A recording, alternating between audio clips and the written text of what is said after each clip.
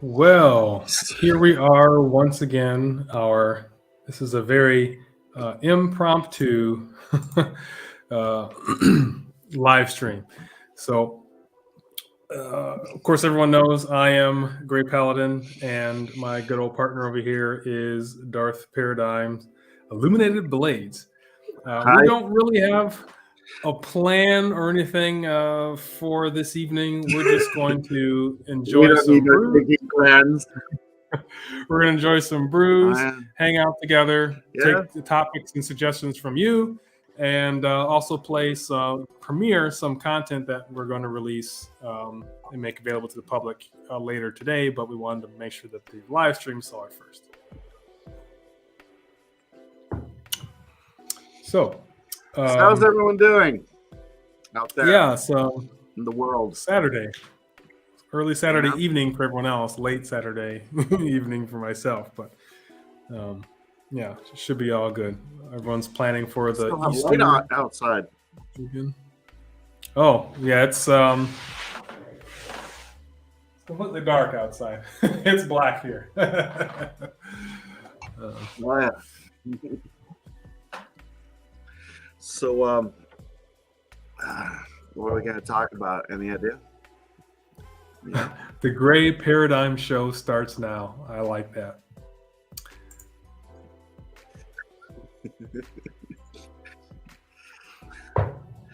How come it's not Darth Paladin? Oh well. So we're gonna see a little bit of that in the premiere. Yes, that doesn't look. Mm-hmm. And it's actually Oh yeah, that's right. yeah, it's actually setting up the review of your saber. So hello David, always good to have you in the house with us. Welcome.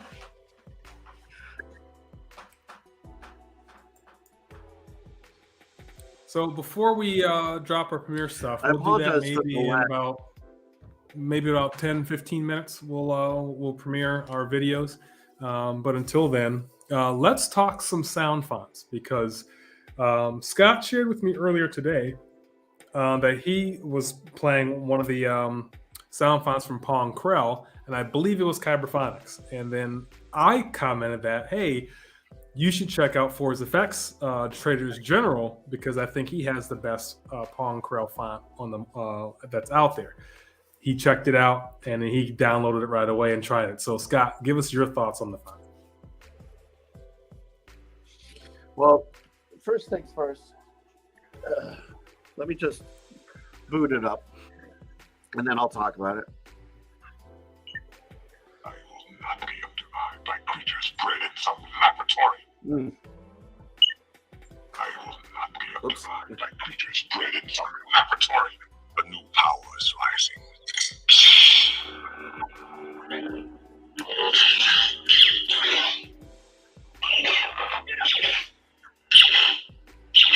Ah, so you did add the extra blaster sounds.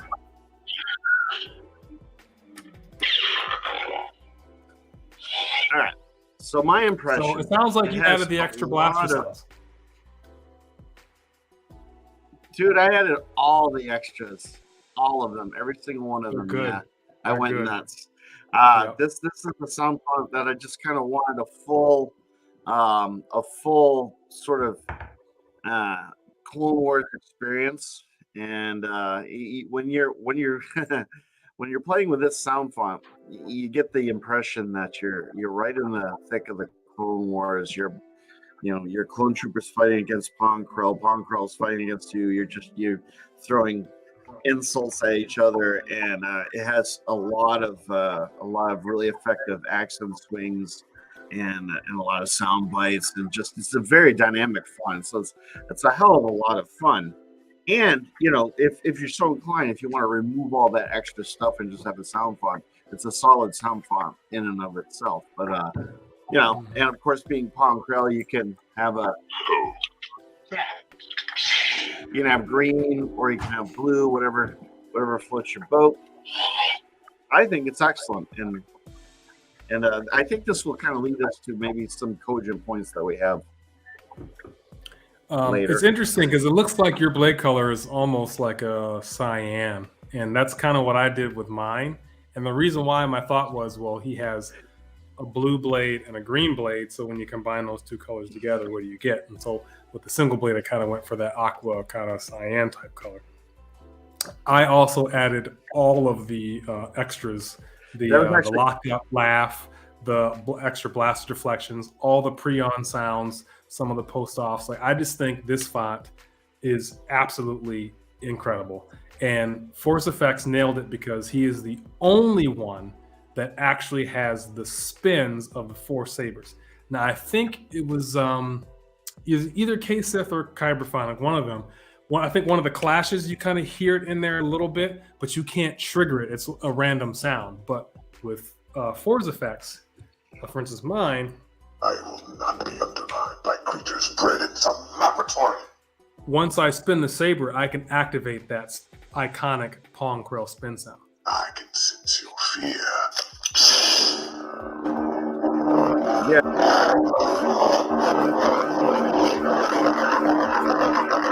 There it is. That sound there. I love that.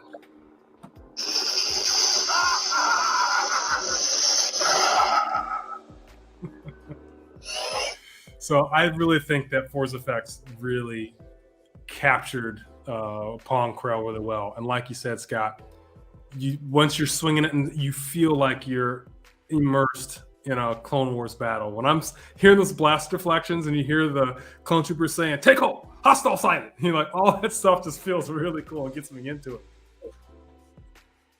Those are really my favorite types of sound fonts, the ones that really suck you in, like Oda Nobunaga, and I'm really liking the Demon Slayer sound font there, and even the faulty Darksaber from Jada DeLorean is a lot of fun. I mean, it has a lot of nuance. There's a lot of nuance, and it's effective nuance. It's not just a bunch of noise or really, really strange, bizarre, weird sounds that just don't really seem to fit into like what I think both of us interpret as being proper for a lightsaber. I'm not into just weird for the sake of weird, or like an oral explosion of all kinds of different bizarre sounds just for the sake of it. I have to have, I don't know, just like a little bit of, there has to be something compelling in there, like, you know, like almost like a story, you know? Yeah. And that's one of the reasons why I like Oda Nobunaga so much, is like when you listen to the font, it's taking you on a journey. It's not just, you know, fire up and go. It's like you said, you can make and create your own story. And I think that's really, really cool. And same thing with this. Like catharsis. Well, I like fonts that put you in a mood or a certain feeling. When you turn it on, it's like you can, it's like you're a kid again, and you can just imagine and just play, and you know, your room or your world is your oyster. You know, it's really cool. So we have a like question. You're going here. back in time. It's almost like it's. So Dave wants to know thoughts on Luke and Book of Boba. Okay, so I think it was one thing that I like that Disney's doing with Star Wars now is they're kind of taking that Marvel approach, and they're trying to connect all of the storylines and the movies together and the shows and stuff and the characters. So seeing Luke and Book of Boba Fett, I liked that. I thought it was a bit dense how much he was there, because to me it felt more like that should have been in The Mandalorian, but it was nice seeing him there. And I think what really I really liked, I'm sure Scott will agree, is when he was practicing with his saber with Grogu there watching. And I just thought, like, oh man, that is so cool to see Luke training and demonstrating in front of Grogu. And I really wanted to see more of that. But at the same time, it was great that they only gave us that taste, because it left us wanting so much more. I honestly think that they gave us more than they needed to but in a good way. I mean, you almost expected them to just go, here, this is okay, here's Grogu, he's with Luke, they're training, Ahsoka, yada yada yada, and then they'll just cut away to something else. But no, they gave us more. They gave us 5 or 10 minutes of just pure Grogu training goodness, and it was just, it was really refreshing to see that side of the whole Jedi equation, and just seeing characters that we've loved ever since 1977 all the way up until just a couple of years ago really fleshed themselves out, and I thought it was a real treat. It was sort of an awkward fit in the Book of Boba Fett, but then again, the Book of Boba Fett had its weaknesses, and I think this the whole Luke episode kind of showed off some of those weaknesses a little bit, but I'm very forgiving when it comes to the Star Wars material. There's certain things that don't resonate or doesn't resonate, and then but the majority of it is it's been very thoughtful, and I think they've been doing a very, very good job just treating the Star Wars fans to a long extended apology for certain trespasses. I agree. That we've They're reeling us back in, and I'm definitely okay with that. Let's address Shannon's question here. He's asked if we've seen the LGT version of Saber Trio's Aaron, and the answer is I think you're referring to that kind of thin neck looking one that has the little finger grips on the top edge of the body. If that's what I'm thinking of, then yes, I have seen that, and I like it, and I actually been wanting to get it. And I almost went to Vire and took that emitter and then tried to do another body design and pommel on top of that, and try to get it with the Xenopixel, because I don't have the new Xenopixel core. But yeah, I like that hilt. What do you think, Scott? I don't think maybe I saw it. I was the only thing I saw that showed the new thin neck emitter was Vire Sabers. They had their listing, so that's perhaps what we're talking about. They had several pictures showing various mixings of that thin neck. It was the very first hilt, the very first one, like at the top of all the pictures they showed. I would buy that hilt in an instant. It looked really good. I like the thin neck part. There's definitely certain things that I wouldn't mind doing with that. It's just kind of been spending my Saber money on other things like this, and so I haven't had much in the way of space for buying stuff lately. I'll tell you what I like about LGT's kind of thin neck design is the fact that they actually made the emitter deep enough to be able to house a blade. And sure, it looks a little different, but I like how it looks. I like that deeper emitter to hold the blade. So now, one, I like the look, and two, I know that it's going to be hopefully durable enough to sustain a hold a blade, unlike Saberforge's thin necks, which we won't get into. Oh, why not? Because we only have a couple I want to address Raymond here. You know what I like? Said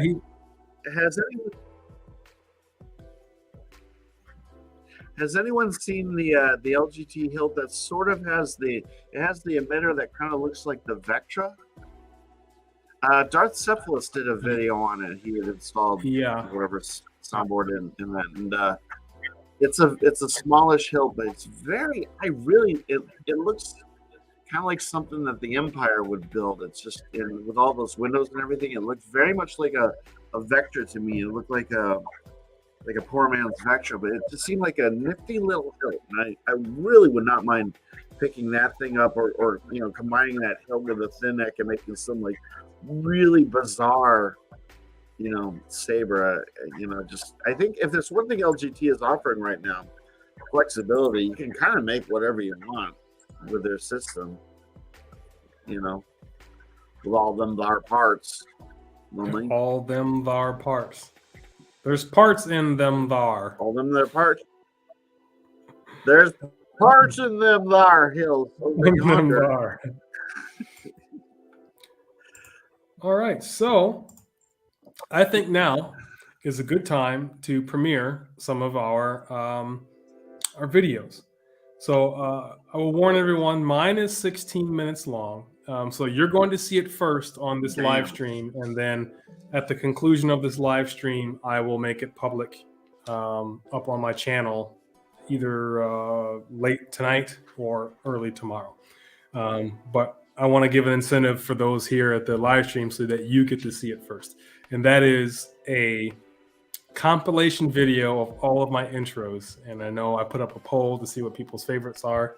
And it looks like so far Mr. Rogers or Mr. Paladin's Saberhood is getting the most votes for favorite of the intros. And then Scott is going to premiere a showcase of his Saber Trio FX Sabers. That one's not quite as long, so if you're bored for mine, you'll be able to definitely make it through his. So you kind of get both ends of the spectrum there. So without further ado, let's watch and the premiere of my intro or Grey Paladin intro compilation. Let's watch the video, yes. He doesn't know the name of his own video. He doesn't. And wait a minute. Actually, I'm not going to share that screen. I'm going to share a different screen.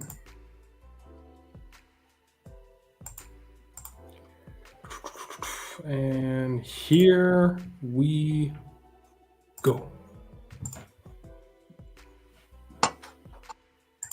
Hey, Saber fans, this is Grey Paladin. And if you are a subscriber, I just want to say thank you for watching my videos, joining my channel, and being along for the ride. If you're not a subscriber, what are you waiting for? What are you waiting for?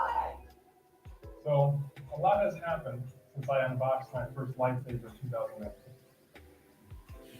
Oh, is everyone seeing this yet? Hold on. There. No. Sorry. Now, that was my bad. Now it's ready to begin. Hey, Saber fans. This is Grey Paladin. And if you are a subscriber, I just want to say thank you for watching my videos, joining my channel, and being along for the ride. If you're not a subscriber, what are you waiting for? What are you waiting for? So, a lot has happened since I unboxed my first Lightsaber 2019. And one of the things that I strive for on this channel is to bring fun, entertainment, and something unique to the lightsabers community. And hopefully I convey that pretty well in my videos. One of the ways that I try to do that is through my introductions. And as time has progressed, I try to evolve the content, try to do a little bit more and be more innovative in creating and how I present things. So I often get comments on my videos saying, hey, that was a great introduction, or how fun they are. So I thought it would be really cool to just do a mashup and do a compilation of all of my introductions together. So join me as we watch all of the Grey Paladin intros.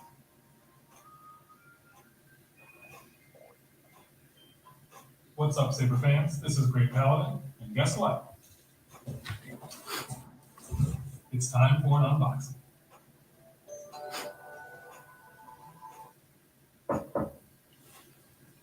Who's there? Crimson Dawn. Crimson Dawn who? Crimson Dawn unboxing.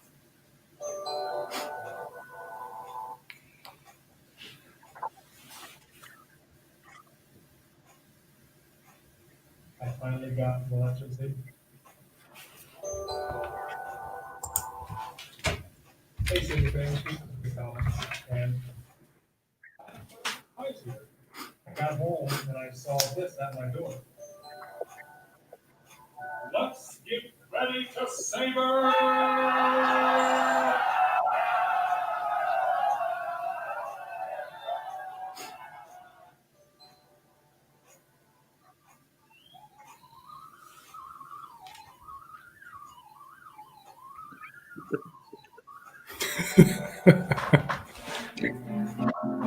I really enjoyed making that one.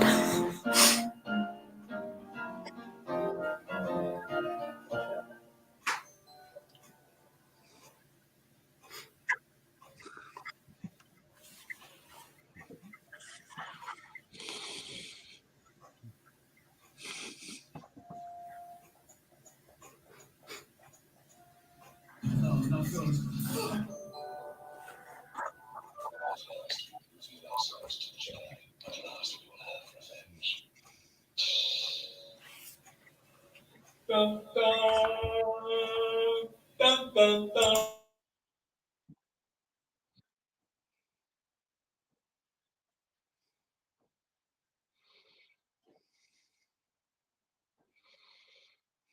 There it is, the fan favorite.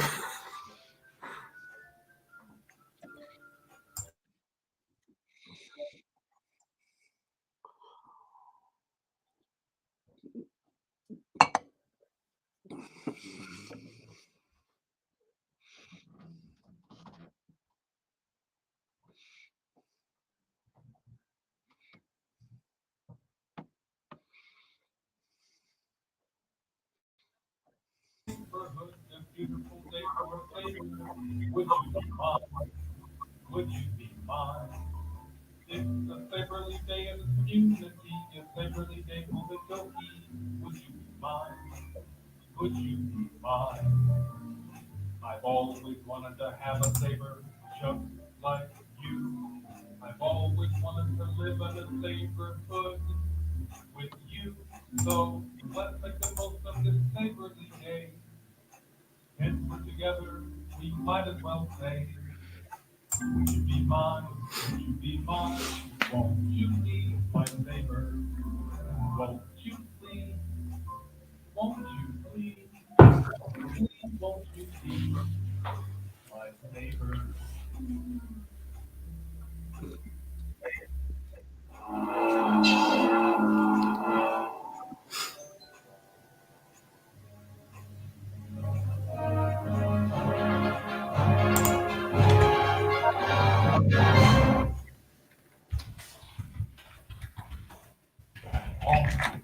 How long? Come in.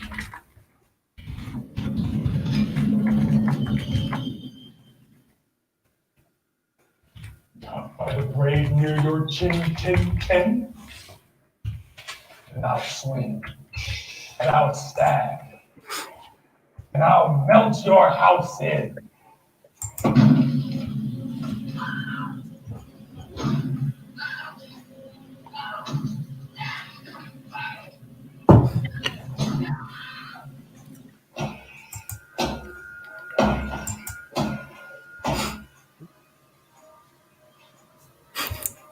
Here's Paladin.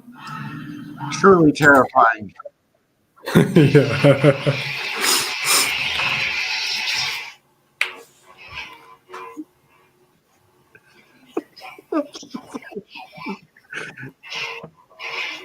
You're a goofball. Oh yeah, of course.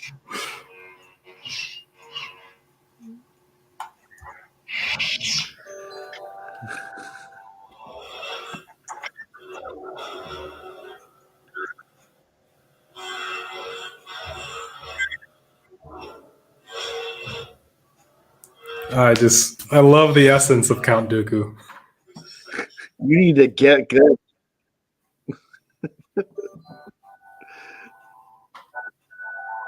Yes, this is great, Alan. See, we'll try to do this video. This is not very good. But right here from Saber, which I have this. Hey, Saber fans, this is great man. And right here from Saber Forge, I have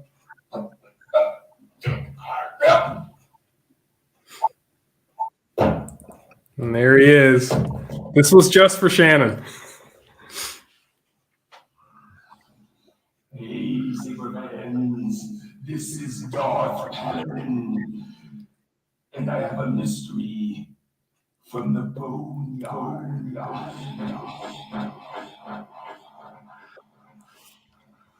And why do I sound like the worm? Weary of the chase. Wait for me.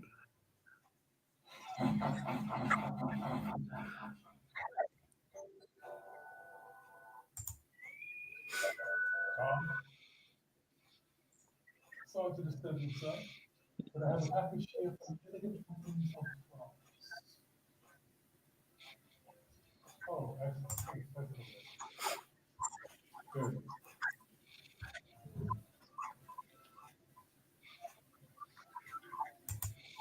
Is there anything else you would like? Glass of red wine. Excellent. I know this. Wait a minute. Darth Paladin is his butler. I never noticed. Holy shit.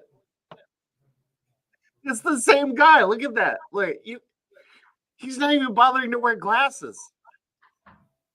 It's totally obvious. Check it out.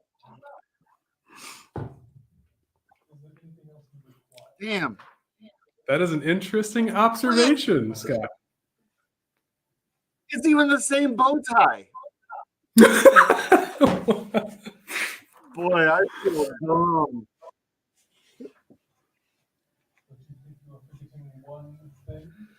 The only difference is one guy's standing up and one guy's sitting. All right.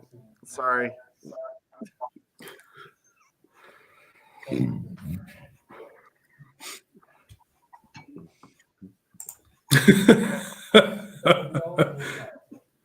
It's not red wine, it's blood.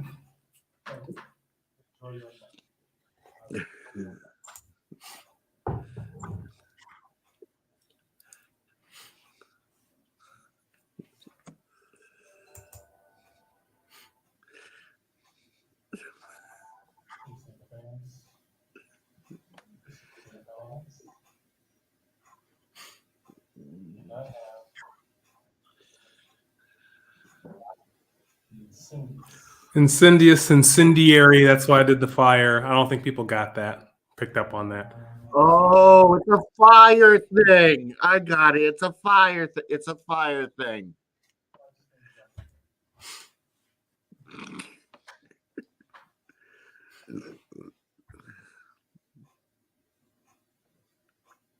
So, hey, Spray Paladin. So, remember those sabers you told me about? Yes. Yes. You just read my mind. So, I would love to put those. Next, in the actor's studio, we talked to Gray Paladin. Cool. Talk to everybody. This is what you call acting. To be Method acting. Laid there. That was like,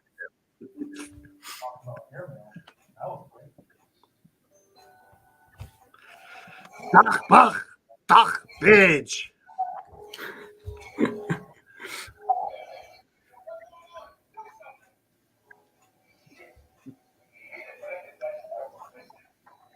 Another Force Effects sound font that is very good.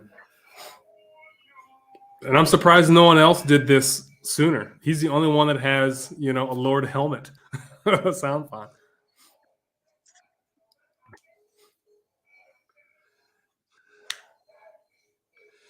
I got to get myself one of them that are bags.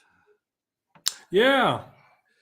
Because every time I hit a piece of furniture, I get all kinds of comments about furniture abuse. And then I break a blade and it's like revenge of the furniture.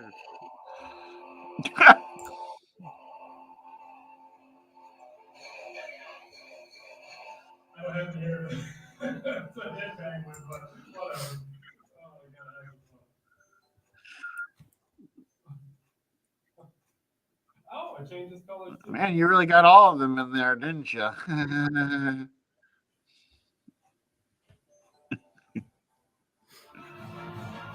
I like this one. This is the most recent. So the next intro is the one that no one has seen yet.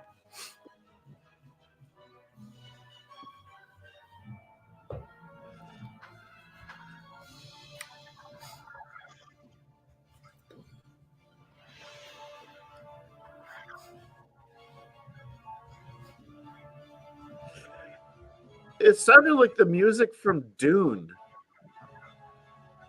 Like the 80s. It's free Dune. music from the YouTube library.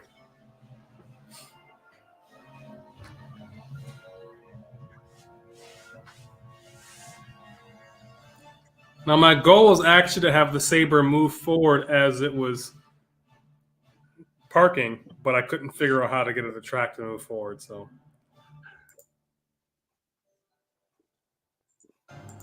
here we go. Here's the newest one, folks. Oh boy. This is Darth Paradigm, and I have a mystery from the boneyard.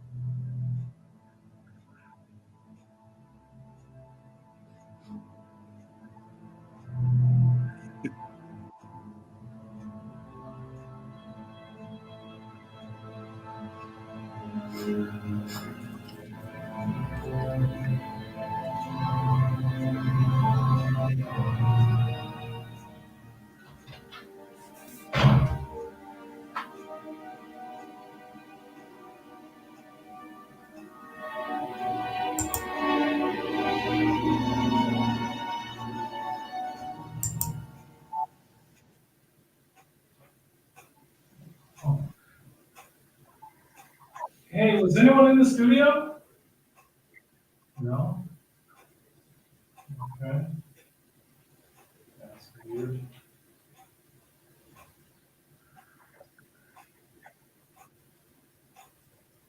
Okay.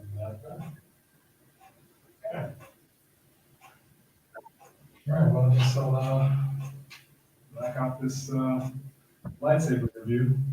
Sinister Prophecy.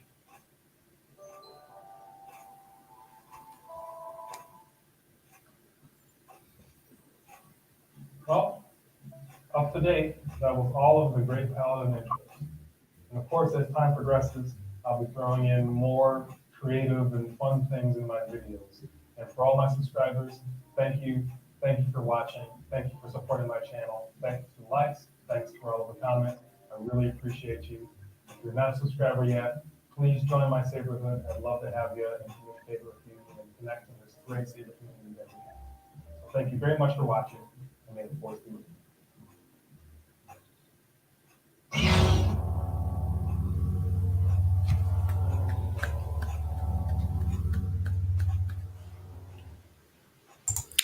And so that is all of the introductions, or all the intros of my videos. And it's interesting because when you watch the early ones, not much there, but I tried to get more creative as time went by. So hopefully they'll keep improving and getting better, and I don't run out of ideas for any of these. But that last one where Darth Paladin makes another appearance, that video will release next Thursday when I review the Sinister Prophecy, of which is technically now Darth Paradigm's saber. So, yeah.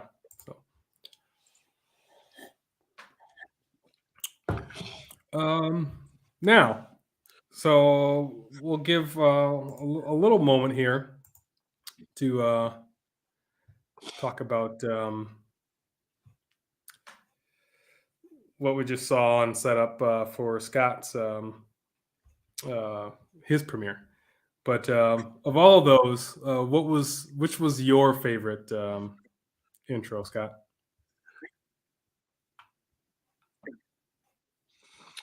Well, I'm partial to the Mr. Paladin's Neighborhood because I grew up with Mr. Rogers. I grew up watching that, and it's the one that resonates the most with me. But yeah, yeah. I'm sorry, I don't have more. No, that's okay. Yeah, it seems that everyone likes the Mr. Paladin's Neighborhood, and I'm glad that came off so well. And I think I might do another one in this studio, in this house that I'm in now, and kind of give it a fresh, fresher flair or whatnot. But for me too, I grew up watching Mr. Rogers, and I think I've always loved the show. I always loved the man and the character and just everything. So for me, it was it was fun to do, but it was also a tribute, to him and someone that I look up to and respect, so much. But yeah. So it looks like Shannon likes the shining or the lighting. Here's Paladin. On a completely side note regarding Fred Rogers, he actually went. Congress was looking to cut funding to PBS and children's programming, and Fred Rogers went to Congress, and he stood in front of the committee, and he gave them what for, and he told them how important it was, to support children's television, and to, cutting funding would be a detriment to like the development of children everywhere. And he engaged the committee, and they were asking all kinds of questions, and finally one of the committee members was like, you came in here, you have a lot of knowledge about child psychology and child development, and you really made a good point. And he got the funding through. I mean, because Congress will just they'll anything that helps us, they'll whatever. They actually gave him more for it, and the than man what he asked for. What's that? I said they actually gave him more than what he asked for after he got done speaking in front of the committee. So, I enjoy watching that speech that he made. That's a pretty impressive treat. I still haven't seen the Tom Hanks version of it. I need to watch that. I don't know. I just kind of like, there's certain things I'd rather have my memories of the show. I don't really want to know too much about the nuts and bolts about the man's career. It's kind of like I grew up a complete like Jacques Cousteau fan. I mean, I used to hang on those Jacques Cousteau specials when they came out on Disney. It was one of my favorite things. I almost worshiped the man.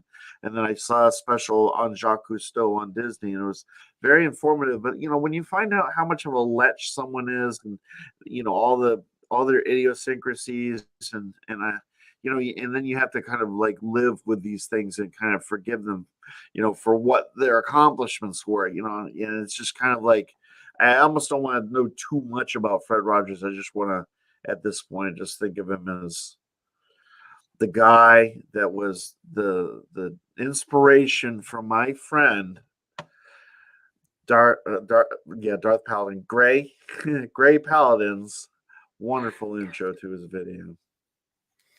Oh, right? Thank you.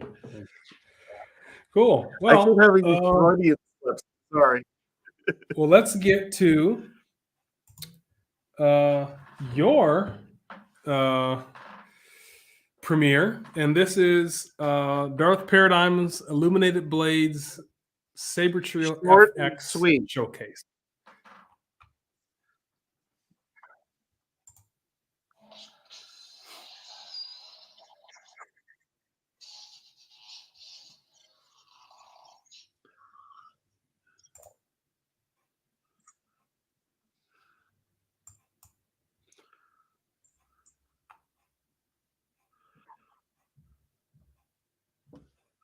I like that red switch on that.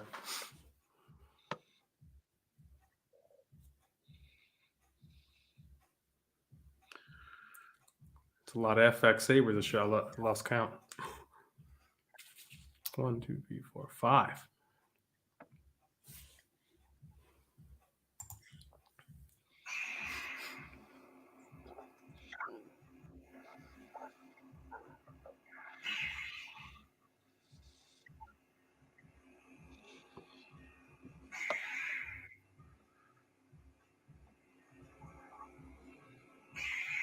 Yeah, the illuminated switch on that arc light just doesn't do it for me.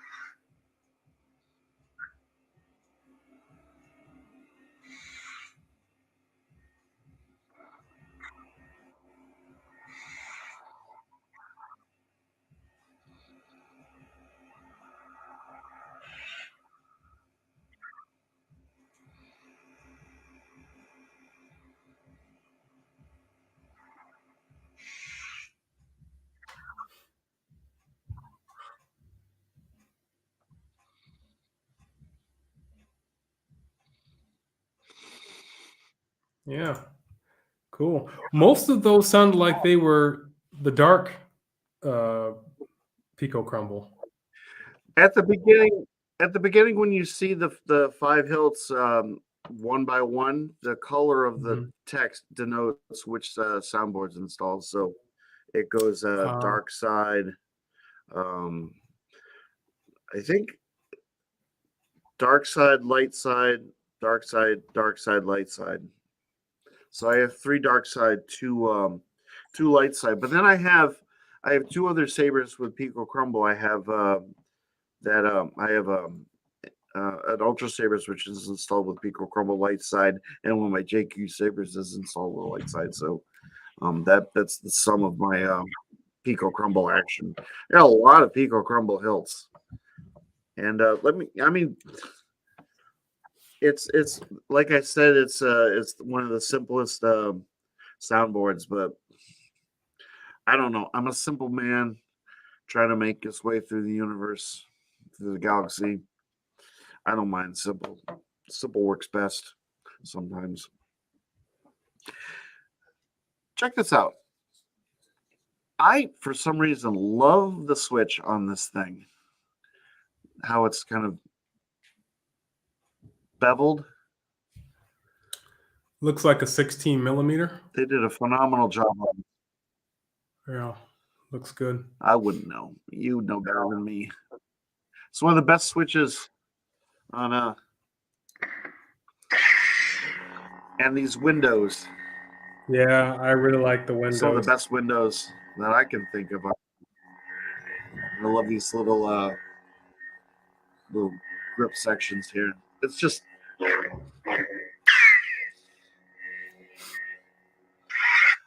I've fallen in love with this thing. Looking at that though, I really have. I feel like the cover tech would be better placed in the silver part an inch down versus the black part. What do you think?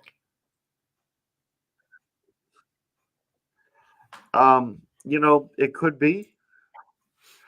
I've Yeah, actually thought I feel like that it I should would be on the prefer to have silver a part. I actually feel like I wouldn't mind if this just had a D-ring or something like off of here, because I mean the only thing that kind of mars being able to wield this without it with a, I mean, because regardless of this, if this was here or here, it's still kind of in the way. But the thing is like I've been wielding this thing one-handed and I'm holding it by the emitter, and it's just one of the most well balanced and comfortable sabers that I've ever, you know, been lucky to, to own, and it's truly exquisite. And I think everyone should have one. I think it's one of those special designs, and just get it without the cover tech, and I think you'd be perfect. I mean, it's just like I've never actually used a cover tech. I've never put one of these on a belt in my entire life. It's just kind of like one of those Yeah, things that you I'm at a just get point now because you're where so used to the it. cover tech is not really necessary for me, and I'll tell you why. I've I'd got rather my have a hilts holster, that I would you know. kind of cosplay with, but I haven't dressed up in years, and I don't go to conventions or anything, especially out here in Europe. So for me, the cover tech isn't really a necessity, which is why the LGTs don't bother me that they don't have cover techs. At first, it did because I thought, oh, I gotta have a cover tech, and then I realized, well, why? If I'm not carrying it or taking it outside or doing that sort of thing, I don't need it on my belt.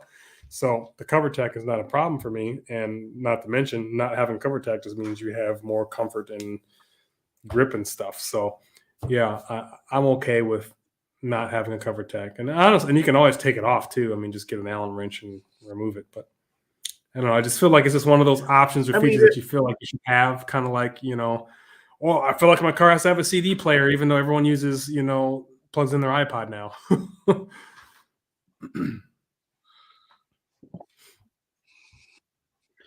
I don't know. I mean, I don't worry about it too much. It's how the thing came.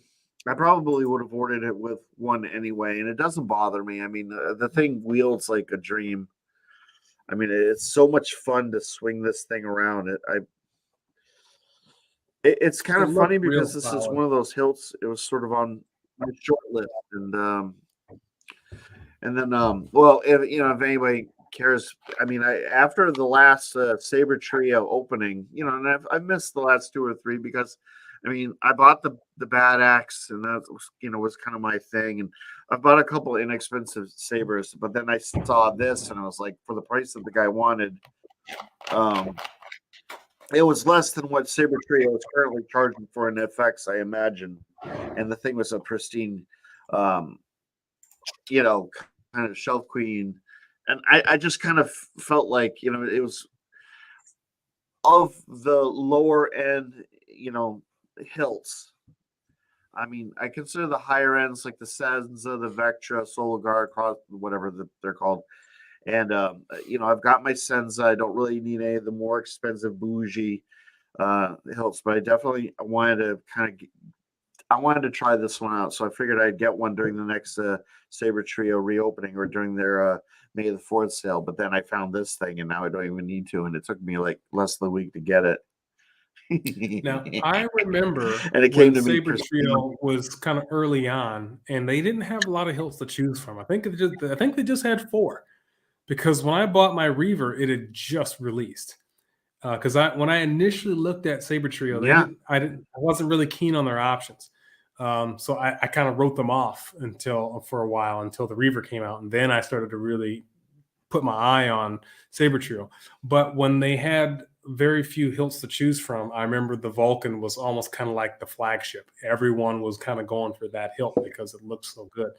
And like I said when I commented on your review, I think it's a staple for the company because the Vulcan, no other place has a hilt that's kind of touches that design, and it looks good, it's practical, and I feel like it's kind of realistic too. Like that is something I could see someone creating and using as a weapon. So I like the hilt. I've never held one, Yeah. and if I could get my hands on one, and that's why I asked you if you get a CFX in hilt, what are you going to do with that one? Because Yeah, would consider I buying was it off talking of you about if you like were the to sell it. possibility of getting CFX, but I really like this in just the FX. I like the simplicity of it, and I just don't really need like I said, that we got the Bad Axe coming, and that's that's CFX galore, and I'm just sort of like I feel like I've completed my Saber Trio collection. Although I really would love to get that. There's someone selling a Skylar that's all etched up. I showed you that one, and I think that's really beautiful. It's a nice starter CFX for a beginner, as the guy put it. I would love to get that one, and Raymond brings up a good point. but I don't and have. I actually forgot about this. Yeah, the cover tech does hold the chassis in place, but it's the screw, not the cover tech wheel itself. So you could remove the cover tech wheel, but just put the screw back in, and then that would still hold the chassis. But it's not necessary. I think it's a nice safety feature, but think about it. No other hilts have chassis that are locked in place like that for most of them. So even if you removed it, I think it would still be okay.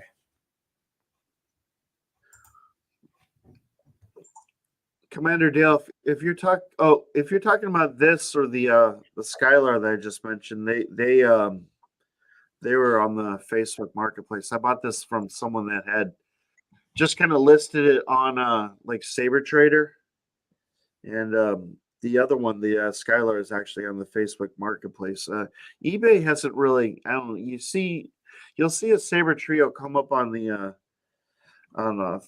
eBay every once in a while, and it's always from Japan or some shit, and it's always like $900 plus, and it's just like I really hate it when someone sells or tries to sell a saber like this is my creed, and I got this for a really good price. I bought from someone in Europe, but I've seen people try to unload these things for upwards to $900, and it's a $450 saber. I mean, it's like maybe $500 now to buy them from Rob, but I mean, it's just like you're trying to get people to pay double for something that's going to be available pretty much for years to come. And just for the sake of the fact that they don't want to pay, they don't want to win. Success on eBay.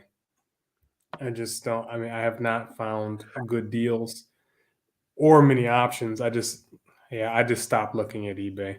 I think the Facebook Marketplace is okay sometimes. You really have to. You have to put time into it. It almost has to be part of your aspect of the hobby. And as everyone knows, I tend to find strange and unusual sabers. It's because I like hunting for them on the secondary market. But over the years, I've in the past 2 or 3 years, I've dealt with so many flakes, and people they have no idea what they're doing anymore. Like they just, when you put a lightsaber, say I put this on eBay and I just say lightsaber and throw a couple pictures up and leave it. I mean, that's so effing stupid. Like you're not indicating whether it has sound, whether it's a stunt saber, what the LED situation is. You don't know what the stunt board. You're putting this thing for sale without any knowledge of what you've got, without the slightest bit of research. And I find that infuriating. The same people that post that stuff with no information are the same people that will ask for that information. So if you know enough to ask for it, then you should know enough to post it with it. And the other thing is, if there's a video or something available, like when I post something in the marketplace that I'm selling, I always include the link to the review video that I had for it, because that way you can see it, you can hear it, and get a better idea. I don't need to say a lot of stuff in the post because you can just watch the video. I always ask for a demo if possible. And it tickles me when people post stuff and they don't know what's even in it. and say, "Oh, does it have sound?" "Oh, I don't know what kind of board it is." Well, then how are you selling something and you don't know what's in it? Like, get that information, find that out first, or just say, "I don't know. It's an older I mean, board or something like I that," know it's only, or include a picture of the board so someone can to look them at it and it's tell only you a what it toy. is. It's but it's like if you're gonna sell a car, you're gonna sell a car. You're gonna is it automatic, standard? Which engine does it have? Does it have power this, power that, traction control? Well, I mean, it's just like people want information. It's just Mm-hmm. I don't know. Some people are just thick. What can I say? And then there's the situation where you buy the thing. Like I've bought one saber and just try to you get your hands on it. Like the seller that sold me this, he was great. It was his first sale. He nailed it. He got me a Same here. pristine hilt, gave me a good price, and I got it. It was working perfectly. He followed up. The guy was great. And I have another hilt, and it's just sort of like, you just got to keep calling and messaging, and then you find out, like, this happened, that happened, and you're just kind of like, all right, well, what can I do? I'll just be waiting patiently. At least I have PayPal watching out for me if but then conversely, like I bought that Sinister Prophecy from you. You're my brother from another mother. I got you. I sent you the money. Notice I sent it friends and family because you're friends and family. I know. I trust this guy. I did notice that. Yeah. Yeah, that's right. That's what friendship's all about. Now I can block you on Facebook Trust. and stop. And if he pays me, I know where he lives.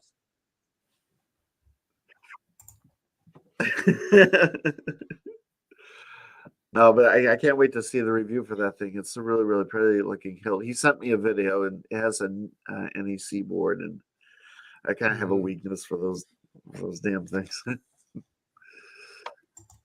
I mean, I can give you a sneak peek of. Of course, Raymond the and demo. we go way back.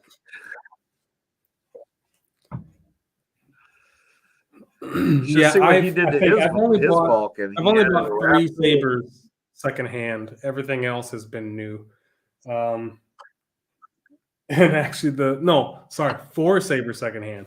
I got a Kylo Ren, a Graflex, which I got both of those together for $50, and I haven't installed them or anything yet. I got a Corbanth Sid, which I did install, and that worked out well. And then the 4th was the Electrum Sabercrafts Remnant. And I like the hilt, but I don't like the saber itself because of the electronics. So I still haven't done a review on that because I hate that board. So I want to sell that one too. I just want to get it off my hands. I understand why the guy sold it, and I'm going to do the same thing. I don't want anything Electrum. I don't like that board. Period. It's not worth it, in my opinion. The hilts are nice, but the board is not worth it. And someone was saying, "Oh, I like the hilt. I'd like to get one to have it installed." But the problem is they don't sell those empty, so you have to pay for the whole thing and then have it gutted, and then to me, it's just not worth it. I just did a community post recently regarding Electrum Sabercrafts, and the thing is like I have several hilts, and I've had some some degree of luck with them, and the thing is that I totally understand where everyone's coming from, and I understand perfectly. Everyone's very reasonable in their opinions. I just sort of I'm like infinitely patient, and I tend to, like, for some reason with those hilts, I get to a point where I'm happy with them. But the general consensus was Electrum Sabercrafts is really, really, they're hurting themselves bad right now. Their reputation is in the toilet. They're kind of like, I would say that their reputation, the only thing that saves is the fact that the design of their hilts is not Ultra Sabers, and they look good. They're small, but like you said, the fact that they don't sell them empty. I think that would be the saving grace. If they sold those hilts empty, that would help them a lot, I think, because they would probably sell more. My opinion, Stan, I think if they want to save themselves as a company, they have to scrap the Diadium 3, just call it a loss. I know it's Yeah. their niche. They want the whole phone and the app and the blah blah blah. It's not working. I think they need But to do here's a the market thing: shift and just you can switch do over the to phone another app board. thing with you can get Bluetooth put in your Saber and do the Force Sync app. So that's still available. Just Diadium sucks. It's not a good board. And you're right. They need to scrap Well, that. let's just they've been working on this update for like years. They come out with a beta and it's not working that great. I haven't noticed any noticeable difference in performance of the Saber. The interface is maybe I would give it like a 20% increase in reliability, but it's still it still has a ton of issues. And people are just waiting and waiting and waiting and waiting for the final alpha version of this thing, or whatever you want to call it, the final version, the fully functional version. I just don't think that they can do it. I just think that it would have come out by now. I just there's too many issues with it. It's inherently flawed, from the core. And I think they're probably, when they're designing it, they're probably working from like a hardware standpoint and then building it, and they just keep rebuilding it and try to fix problems. And I just don't think they can get around the inherent flaws of it. It tries to do too much. It literally tries to do way too much. I mean, the only way you can accomplish that degree of complexity is with a profi, and you have to have some knowledge of you have to be able to go in Well, there and use code here's the and do thing: it. the end And the person, user you just can't make doesn't that accessible want to everybody. the end user doesn't want to have to sit there and micro tweak every single detail to get the Saber to do what they want it to, when they can just take a CFX, an LGT, a Golden Harvest, a Profi, anything else, turn it on, swing it, and the algorithm and everything else just works and sounds good. The Diadium makes you do too much to try to get it the way you want it to. And let's face it, any person who's going to use that D3, D2, whatever, they're going to try to configure it to make it sound and feel like a CFX or a Profi or a Golden Harvest or a Verso or any other smooth swing board. And the problem is they don't want to have to work that hard to get there. That's problem number one. Number two, it was a great idea in the past before smooth swing was just so readily available for everything. And I really like that you could take a standard swing font, put it into the D3 and make it smooth swing.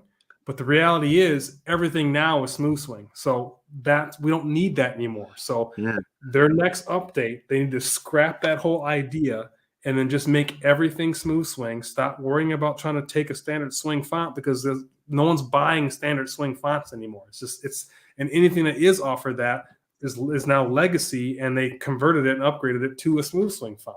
So they need to get past that too. And then the third is offer your hilt empty, because they have beautiful designs. I really like the Evo Flex. The Evo Flex weathered. I would love to get my hands on one of those. And I like the Remnant. Once I got the Remnant and I started playing with the board, and I says, you know what, I don't want to do this. And I install Sabers, and I don't want to put that kind of work in just to get the thing to swing right. It's too frustrating. It's too annoying. And if they can get past all of that and just kind of rebrand themselves and just put out something different, then I think that'll help them.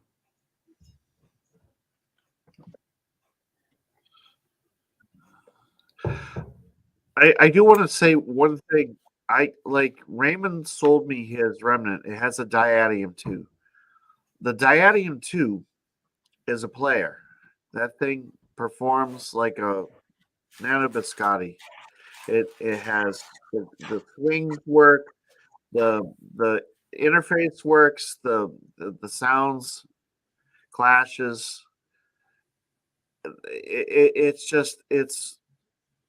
It actually performs the way a soundboard should. And every once in a while, I whip out my Remnant, charge it up, and I swing it around, and I marvel at how much better the Diadium 2 is the diadium 3. I mean, I don't think you've experienced a diadium 2. If you did a comparison, Emery, and you put them side and they're not even the same class. It's just like one works and the other does not. And I think a lot of it is just due to simplicity. You just Now, you try, you set your goals, try. another positive, because the hilts are nice. I do like the whole lighted touch data card thing. I think that's a really cool concept. I like that you can It is. program it to the way you want it, to the timing, to the center button, to the top and the bottom button. I think that's really cool. How they do that, and it kind of makes you feel more high tech. Because let's face it, when you look at lightsabers, you don't think of pushing a button. You would think it'd be something more like this. And so I like this concept that they use and that they did. But of course, anyone that guts these things, you can't do that anymore. They end up drilling holes for tactile switches, and it becomes, a push button in there. But I do like that idea and that concept with it. Blinkies. It's just like a little wafer too. It's really, really simple little gadget. You know why it works? It's because it's simple. I need someone to show me my place in all this. I don't even remember how to use this thing because it's been so long since I've turned it on.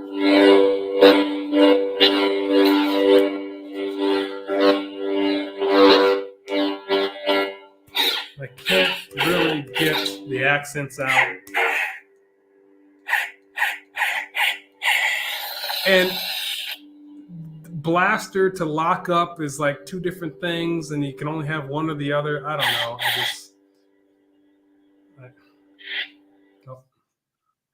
I don't even know how. This thing is stupid. I'm gonna sell this. I think if someone like, I know the Arctic Jedi, he had the patience to learn all this stuff, and he happens to like his Aaron. Think he, from what I understood, he sent out his Aurora. I think he got it installed with CFX, if I'm not mistaken. Oh, Aurora, that's it. That's right. He did. He was telling me that he was getting it changed. So he doesn't even have the patience for it anymore. So that tells you something. Star Wars give up so I don't know, man. It's just it's funny. I mean, every company seems to have their little bugaboos about like they're not willing to like make smart decisions like Ultra Sabers and now Saber Forge is just making all these like goofy decisions, and it's just sort of like it makes you wonder, like each company's trying to look for their edge, their angle, whatever it is that like puts them over the top. And I'll tell you why. Like, because they'll have a staff. Because the playing field is balancing out. LCD. Before, if you were offering smooth swing, you were someone special. But now everyone's offering smooth swing. Everyone offers NeoPixel. Everyone's now putting the small LEDs. Well, not everyone offers smooth swing. Well, but everyone's able to. So now that all this stuff is now becoming standard, like you said, everyone's trying to find their edge now. What can they do? What can they offer that makes them stand out? And they start doing all these crazy different things, to get that type of recognition. And it works well for some and not for others. And honestly, I think part of Saber Trio, and we need to talk about BK's video on the speakers, because I think Saber Trio switched to that 22mm speaker. They say, oh, we have an issue with our speakers blowing, blah, blah, blah, blah, yada, yada, yada. I think they just wanted to save some money. The 22mm are obviously a lot cheaper, and they tried to sell it as being it's going to be just as good. And I wasn't buying it for a second. And then after listening to BK's thing, it just put my thoughts. It validated what I was already thinking. It confirmed what I was already thinking, which is they're not worth it. They're not that good. So honestly, at this point, I don't see myself buying anything from Saber Trio now. the cross guard? Sure, it's cool, but I've seen better looking, cross guards elsewhere. The whole Ben Solo saber design thing is never something that appealed to me anyway.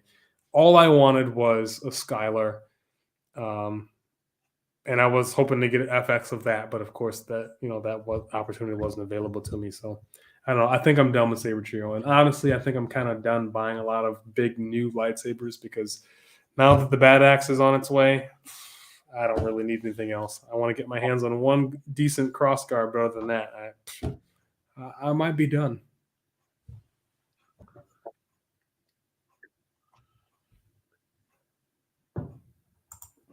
And I agree with Commander Dale. I know there's probably still on some hard times, but it's been over 2 years now, and they're still doing this whole we're only going to open for one day, which really ends up being less than 15 minutes because everything goes away. If I feel like people are buying crazy when they open because of the supply and demand. They've made themselves so exclusive that everyone feels like they have to rush and get something now. But if Saber True announced that, hey, we're going to be open all the time now, place your order whenever you want, I guarantee you everything would level out. Because now people know, well, if I can get it anytime I want, then there's no rush or reason to fight, for this one day. Because I know I can just wait until next week or from a month from now or tomorrow. So I would love to see them go back to that. And now the way they're operating, I feel like I'm not sure if they're ever going to do that again. I don't know if they're going to go back to that.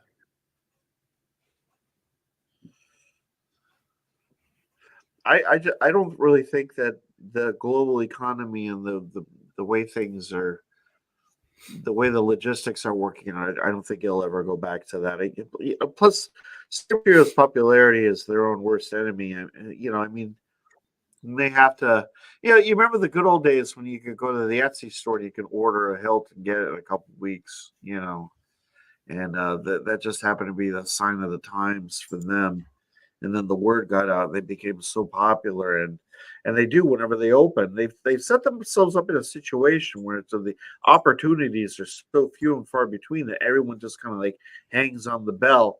And when they say that they're open, then everyone rushes in, and it's like Black Friday every time they open up, and everything sells so quickly, and then they put themselves in a position where how are we going to get all this stuff done? And the whole mantra was we don't want to give you really long wait times.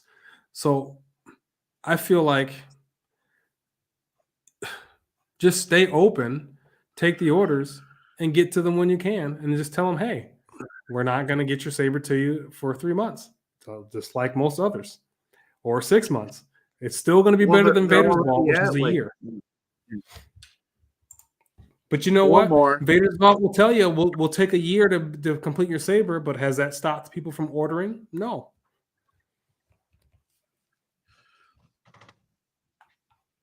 Yeah. I don't think that they really like to have to get tough love with the customers. They're so customer service oriented that I don't mean to you can't stay buddies of and them friends the whole time. because I know. It's just Well, let's they're in a unique. He's asking if we like saber staffs. Me personally, I think they look cool, but they're not for me. I'm very much a one saber, one-handed guy, and that's it. I do have a saber staff that I kind of tried to work with a bit, and it just felt so. And I'm tall, and it felt so awkward and clumsy to me, and I felt like I didn't really have the control that I wanted and the style of fighting that I wanted. So saber staffs aren't really my thing, but I do think they're cool. What about you, Scott? I have no aptitude for them. I have a couple Ultra Sabers, and then I have my I have my Revan Sabers, Satil Sean that I've and I have tried to wield the staff, and it's fun. It's a nice little diversion. It's just sort of unfortunately, like where I live, it's just I have such a finite amount of space, and if I go outside, the chances of getting mauled by a bear are so high that I can't really go out at night and swing the thing around without taking my life in my hands. And it's like to try to do Hey, you've anything got like that in a degree of polycarbonate. safety. You can Just defend it's yourself with that. Huh? I What's said that? you have polycarbonate. You can defend yourself with that. Yeah, I could. But as more of a traditional swordsman, I always feel more comfortable with a single blade in my hand. It's just kind of I find that a saber staff is just it's a novelty. I mean, I'm thinking about getting a coupler from Saber Trio just so I can connect a couple of my arc lights or something like that, just to give that a whirl. But it's not really that important to me. I just I get something like this in my hand, and I have a modicum of skill and ability with that, and that's pretty much enough for me. It's good exercise. I have a lot of fun, and I'll leave the saber staff wielding to ninjas like Shannon, because damn.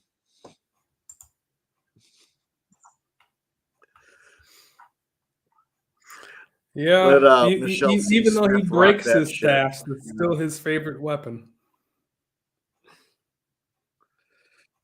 What's that? Said Who said even what? though he breaks his staffs, it's still his favorite weapon. Yeah. I mean, if you're good with it, then that's fine. I mean, So, it's not asking really us a my bag. question. Commander Dale wants to know if we received the bad axe we've ordered yet. The answer to that is definitely Hell no, no. because you would have already seen content on those if we got them. Yeah. Oh, and yeah, Um, that I'm waiting Rob on that. told Like us I don't 5 to 10 weeks. we don't even know what we're gonna do. We don't even know Yeah, what we we're don't gonna know like. yet. It's just like it's just gonna be it's gonna be a couple weeks of just like nonsense. But I got my notification like 2 weeks after I ordered the thing. I got my confirmation email saying that I that's in production or whatever, and it's gonna be like just like a confirmation, and it said 3 to 8 weeks, and I'm just like 3 to 8 weeks, and I 3 to know 8 that I'm gonna weeks? He fall told on you 3. What the was it 8 weeks. automated? Week 7. Was it an automated email or did he type it? Yeah, it's automated. Okay, because 3 to 8 weeks is not No, right. it was an automated thing. He told me Well, that's what this thing said. by email, him typing it, he said 5 to 10 weeks. And the website also, I think, said 5 to 10 weeks. The website No, said website 5 didn't to say 10 anything. weeks. I can't see that. I can't see the thing coming any. I'm in it for the long haul. I mean, I'm not new to waiting for sabers. I've got a Revan saber. Look, I ordered a Revan saber because they're closing their shop off of their stores, one of the last ones. And I've been waiting for it to ship for a month. Plus I've had a saber that they've been working on for me since back in September of last year. And I know they'll get it to me, and I just want them to do it right and do a good job. I know they will. So I've got plenty of other things to keep myself preoccupied. But you know what I want? I want my car back. Oh, My yeah. car's been. I haven't had my car for. It's been it went into the shop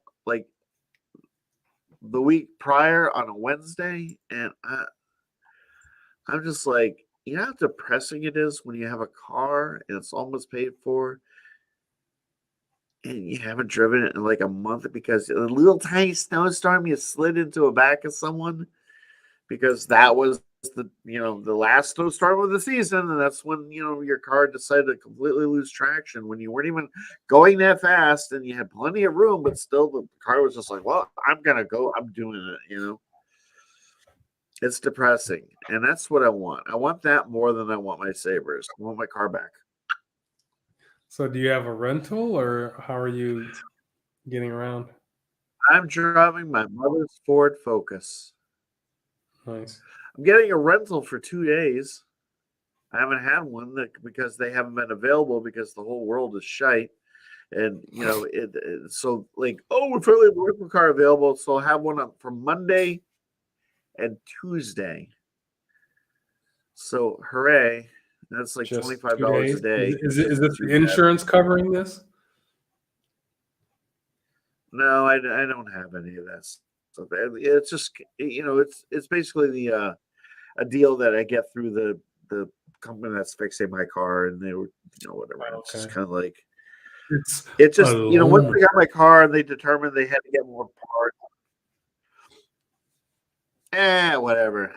Everything's broken. Like the conversation we were having earlier, the world's just foobar. It's Drink up. broken. At least we Can got you make beer. us go?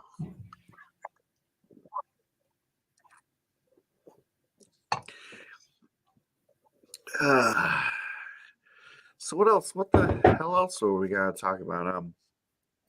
Well, So I kind of wanted to talk Raymond's got about an etched bad axe. yeah, wanna he talk showed about- that to me today. He found my missing bad axe, and he won't give it to me. Mark, You have I'm your thinking own. about sending Ike to. So, speaking of Ike, he is sending me a Corbanth Star Killer 2 to install and review on my channel. Who's doing what with a huh? Ike is sending me. What was that? Ike is sending me a Corbanth Star Killer 2. Wow, that's pretty cool. Ike Yeah. is like he's going through like a little Zachary phase where he's selling all his stuff. He contacted me today. He was trying to sell me his Hunter's Creed, and I just hate the Hunter's Creed. I just think it's ugly and I don't like it. Which one is So I that? was going to ask you the one that the emitter looks like the Mandalorian's helmet. It's just basically this long thing, and yeah. it I kind of. don't know. It's very hard It's funny to- because the I emitter's remember when sort he of like the ordered that absolute- thing and he was making a big deal about how he wanted that. Now he's selling it. He's selling all those sabers that he spent like the last year, buying that he was like all like, crazy about because he wants to get his Vader's Vault vanquished. That's his unicorn. We have our bad axe. He has his unicorn. He really wants one. I just like he hasn't come up with the he tried to sell me one that I actually want. I just the hell. Oh, all right. Mhm. It's like always forged by light. Always forged by light. All right, what do you want, man? Dang it. Let's see. I'm going to share this with Forged by Light. Mention you in a story. It's a picture of us. Thanks, Shannon.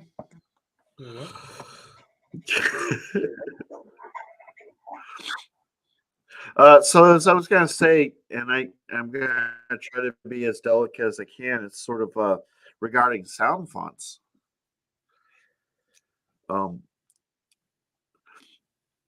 Maybe I won't go there. What do you think? Nah, I don't even. I've had too much to drink. I don't even know if I want to go there. But it just seems like there's like a bit of a clickiness that is inherent with sound fonts and people's favorite sound font makers. I give credence to all sound font makers, and I'm not gonna name any specific names, but I find that like some sound font makers that are really, really talented tend to get the short shrift, and then they fall into these groups, and other sound font makers get like popular, and This is get what into I a click over here. I think there's a dichotomy. I think it's about exposure.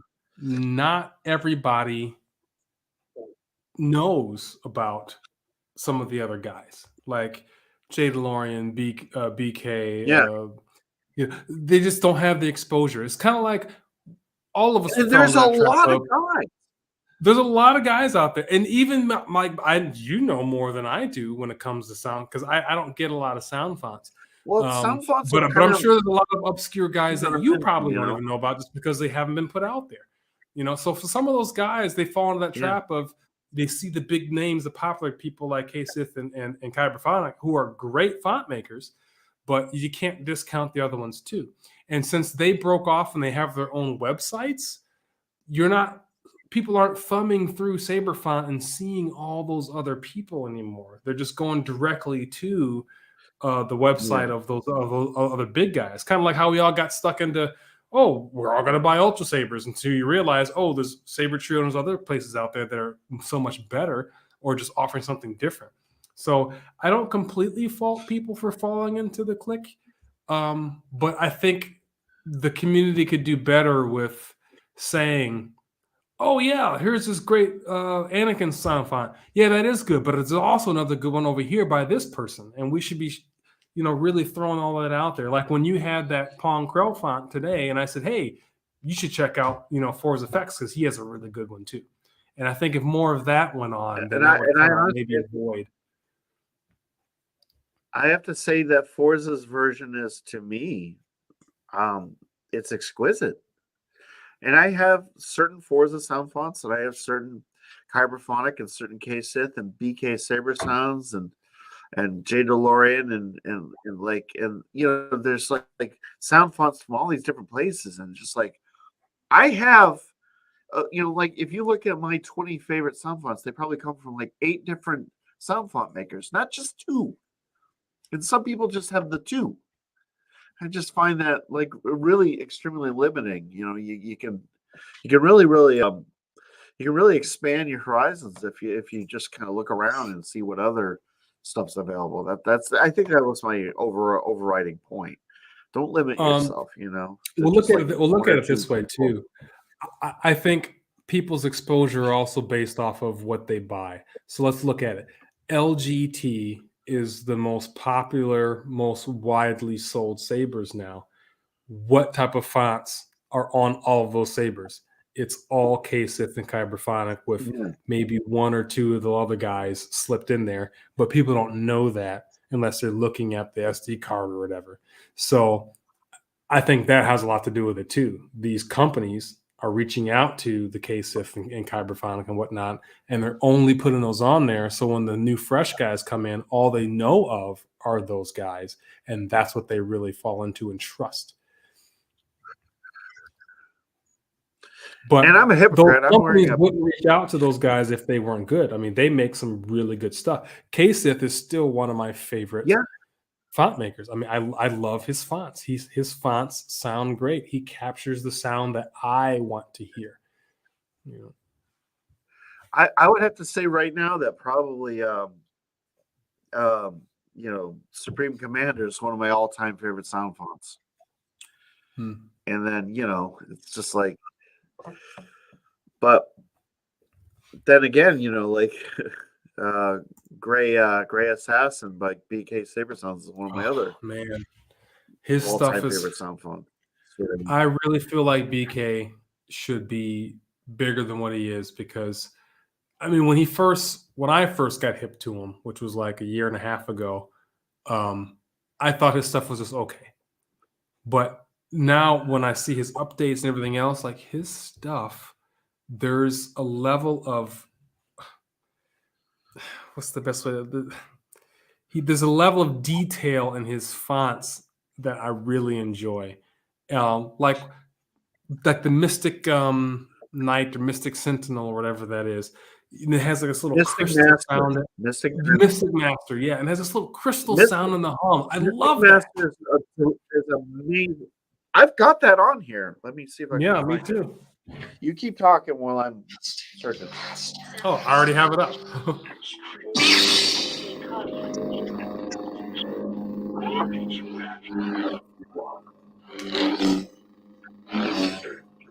It's like a blend where you hear that slicing, like an actual sword mixed in with a saber. No,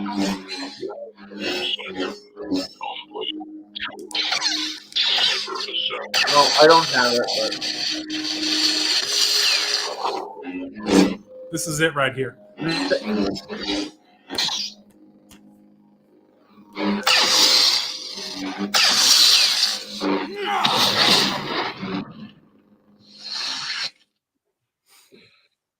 Yeah, that was mythic. This is one of my favorite. I was just gonna say this is one of my favorite sound fonts. I use this on my Sovereign all the time, and this is by Blue Force Sound Fonts. I think that's what they're called. This is Cyber Assassin.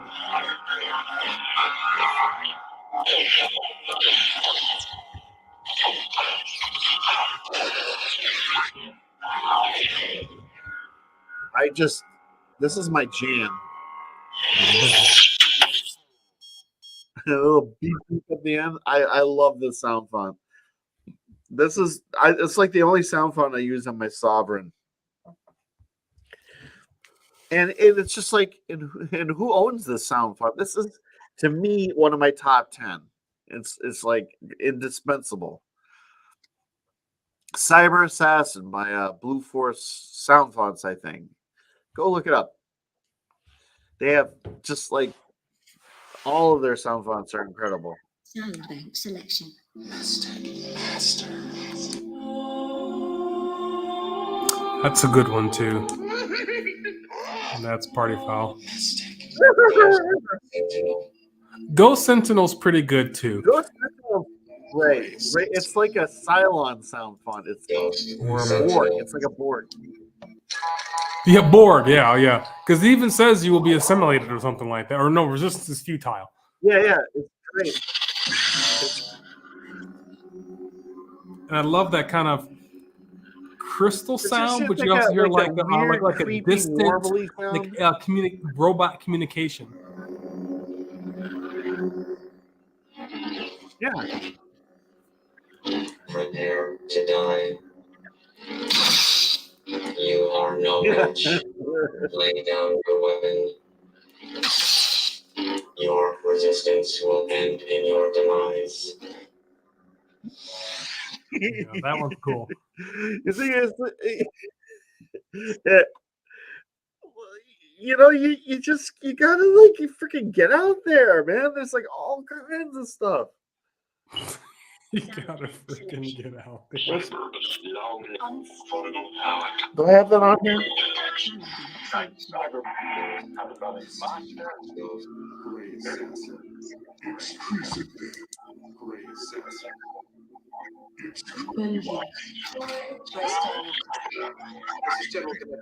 Luke Skywalker. I guess not. Exit magnet system method Condia plane.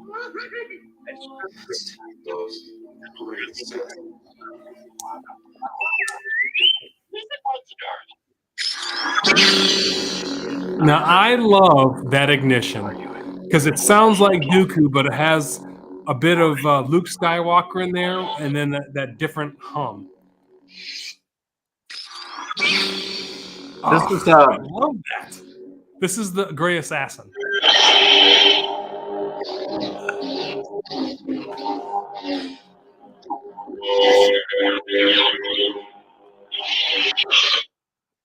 Was that again? The yellow gray too. Yeah. I see your blazer is yellow and fine.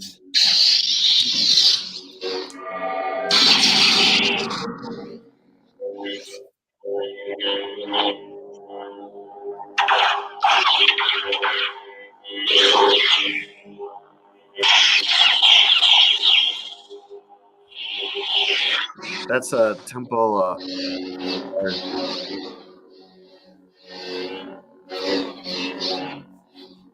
Yeah, that Gray Assassin's that's cool. That's a good one. Yeah, I like it's special. It's got like it almost fits. It fits the persona of Gray Paladin a bit too. That's another reason why I like it so much. Yeah. I rarely switch my mirror from that sound font. It's like it's either that or Now I See by Forza. That's Forza's Ram Coda sound font, but I definitely Gray Assassin's like my jam. It's a solid light side sound font that you just don't hear too much. But I actually kind of like I've gotten into um BK Saber Sounds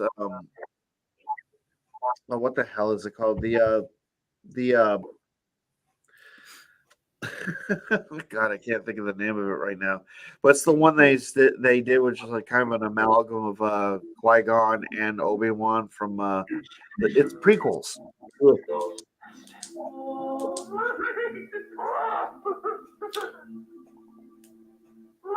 I don't know. I don't think I've. It's been so long since I've listened to his collection. I just found the ones that I really liked. I just downloaded those, and I didn't, I don't, check on anything. Something else too. He has a good website. I like BK's website. Easy to navigate. Yeah. Good videos. Good. It's nice.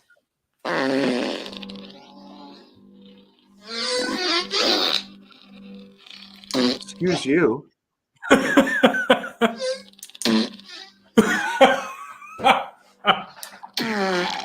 Oh man. Rough night.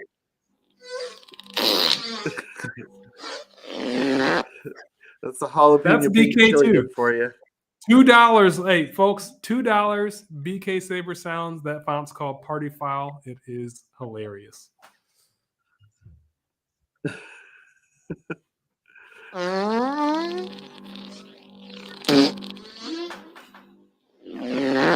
One might say that sound font is the shit.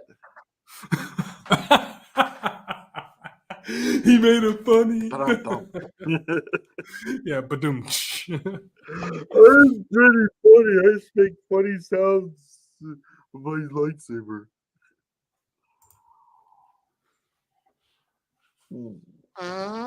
Death metal, huh? One of my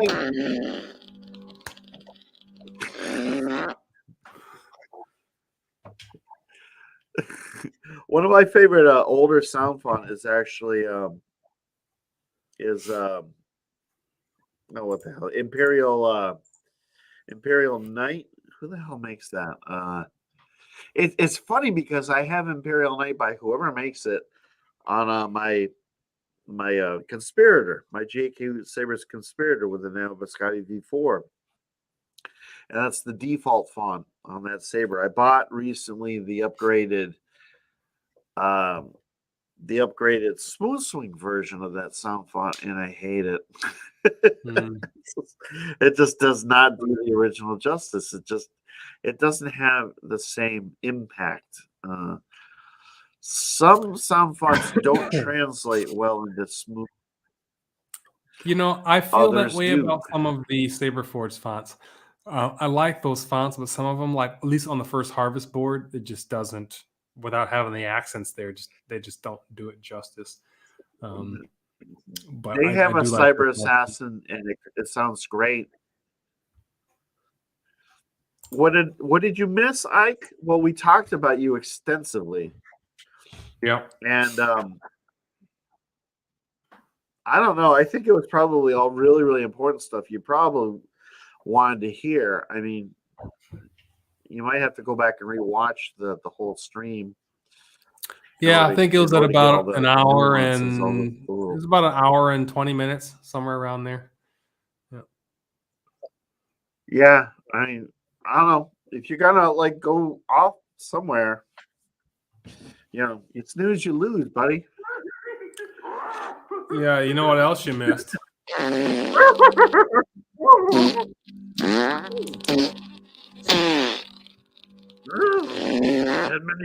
what you missed.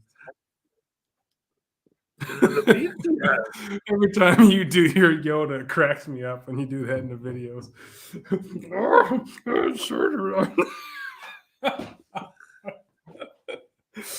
Nobody talks about you that way.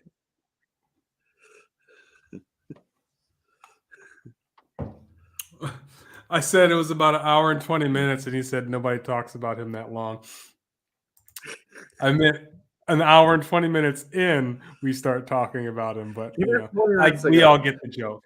We all get the joke.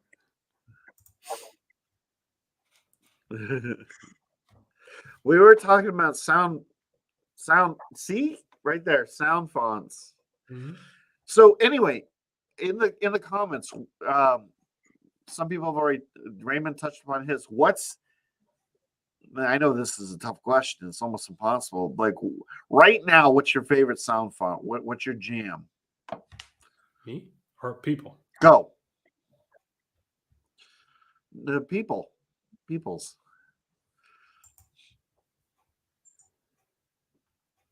I'm really liking that Jay DeLorean faulty Darksaber sound font, because it was sort of like he decided, what if I took the Darksaber sound font and just like distorted the sounds a little bit, brought down just the caustic nature of the actual Darksaber itself, made it a little bit less obnoxious, balanced everything out, threw in a bunch of really, really cool accent swings, and made it kind of dynamic. And he made a really, really amazing sound font. I'm impressed with that.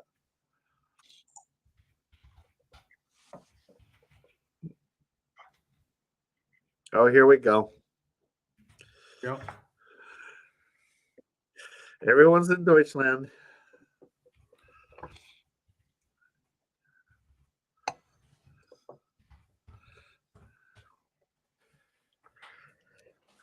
Well, I lived in Germany for 3 So years. if I fly out there, Emery, you gotta show me around Europe. Absolutely. For a few days. Well, I can show you around Belgium and Germany, and London. But other than that, I've been to other countries, but I don't really have much knowledge. I'm just a tourist there. But yes, I could. Yeah, all I can say is that there's one trip that you took last summer, I believe, and you showed me all the photos. I won't say where it was. It was in Germany, and I was just like, I'll say it. I was in that is Nuremberg. like one of my. Yeah. You were in Nuremberg, okay? Yeah. And yeah, from a historical standpoint, that would tickle my historical funny bone. Well, not funny bone. That's a weird thing to say. That's odd. My historical, my need to experience places where history transpired that I am like so well versed in that it would be a life fulfilling experience. I was very, very jealous of you when you went there, and your photos were absolutely beautiful. You and your wife just seemed to have like such an amazing time, and I wanted to hang out with you so badly. No. I showed them to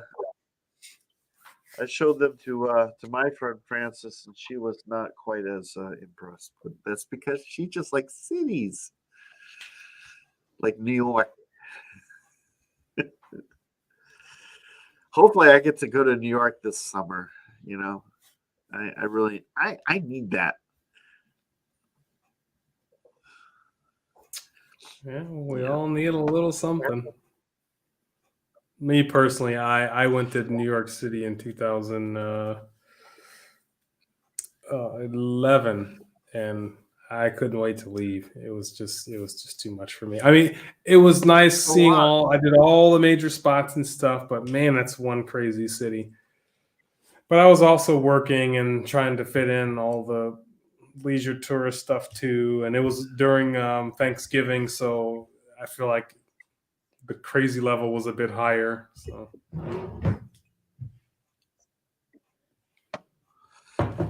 Ike needs a new list of sound fonts for his Master Sentinel. Mystic Master. I mean, that makes sense, right? So Ike, do you consider that light side or dark side? No, no one's. Everything's in German now. If it was the Japanese, I'd have a shot. Is your keyboard configured to type Japanese? No, but I still have a reasonable functioning understanding of the language. I just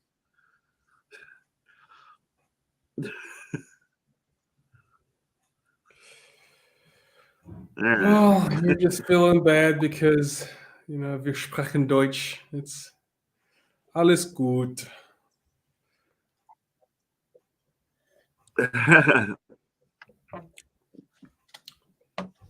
Prost, mein Freund. Don't get me wrong. I'm one of the few Westerners that thinks that the German language is really compelling, and I would not mind learning it someday. Oh, It's a I very don't know. Well, they say Deutsche Sprache, schwere Sprache. So, good luck. It is a very difficult language to learn. Even the Germans say this. Yeah, well, I mean,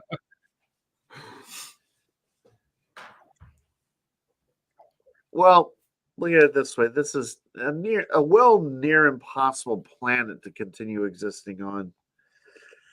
Yeah, I mean, it's good to have, like things that you want to do. There's no chance that I'm ever going to find the time to actually do it. Not with my current existence.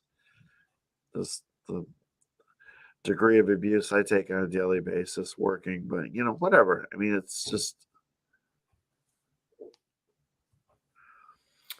Yeah, so he says, ja, auch für manche Deutsche ist sie schwer. So he says, yes, also for sometimes German is difficult for him. Or her. I don't know. I'm not sure. I'm guessing him. I mean, the thing is it's just like, I don't know if that's like strictly a dialect thing or just the overall complexity of a language. But when you look at a language like Japanese, where they have hiragana, katakana, but then they also have kanji, which is sort of like their version of like the Chinese system of writing out words, where like you have a series of characters that make a composite, and on average the Japanese people use 20,000 of those in a lifetime, and that's not all of what's available in existence. And then even in America, when you think about dialects, I mean, you go to certain parts of the country, it doesn't matter like that everyone here is native English speaking. You just simply don't understand what the hell these certain people are saying. I mean, I live in New England, and if I go to Boston, I've never actually heard that Boston accent, the one that everyone like has in the movies. I've been to all parts of New England. I've never heard that. And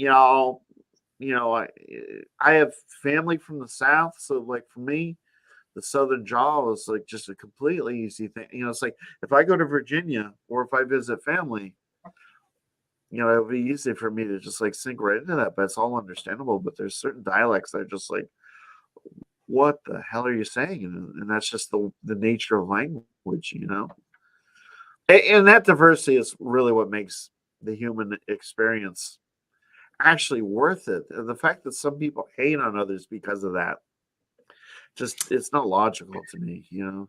It's the spice of life. Words of wisdom. Drink a beer. So let's give him a cheers.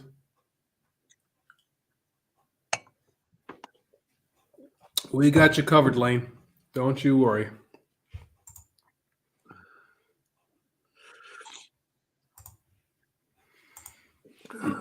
But I've always felt that the different dialects in America are still discernible. You get, let's say, since we're kind of talking about German, we're talking about German before. Let's say there's Pfälzisch. Yeah. So if you're in the Rhineland-Pfalz, they speak a certain way, which sometimes it's not completely different, but it's not Hochdeutsch.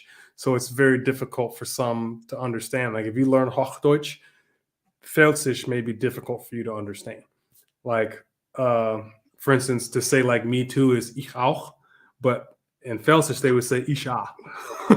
So, and then you get into like Swiss German, and Germans will say they can't even understand, Swiss German half the time because it's so confusing.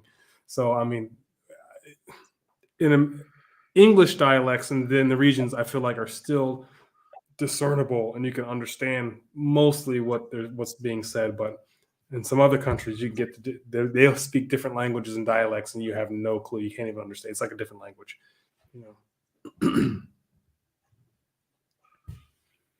Oh, so this person needs a scrap flex, and those seem to be pretty popular hilts. Honestly, I wouldn't mind having a decent scrap flex. And I really like Starfall because he usually does some pretty cool scrap flex stuff. Nerf Herder, he does some good scrap flex stuff too. Well, that's kind of his specialty. Mm-hmm. I've seen I think actually Zach. I need a scrap Maybe flex. Zach.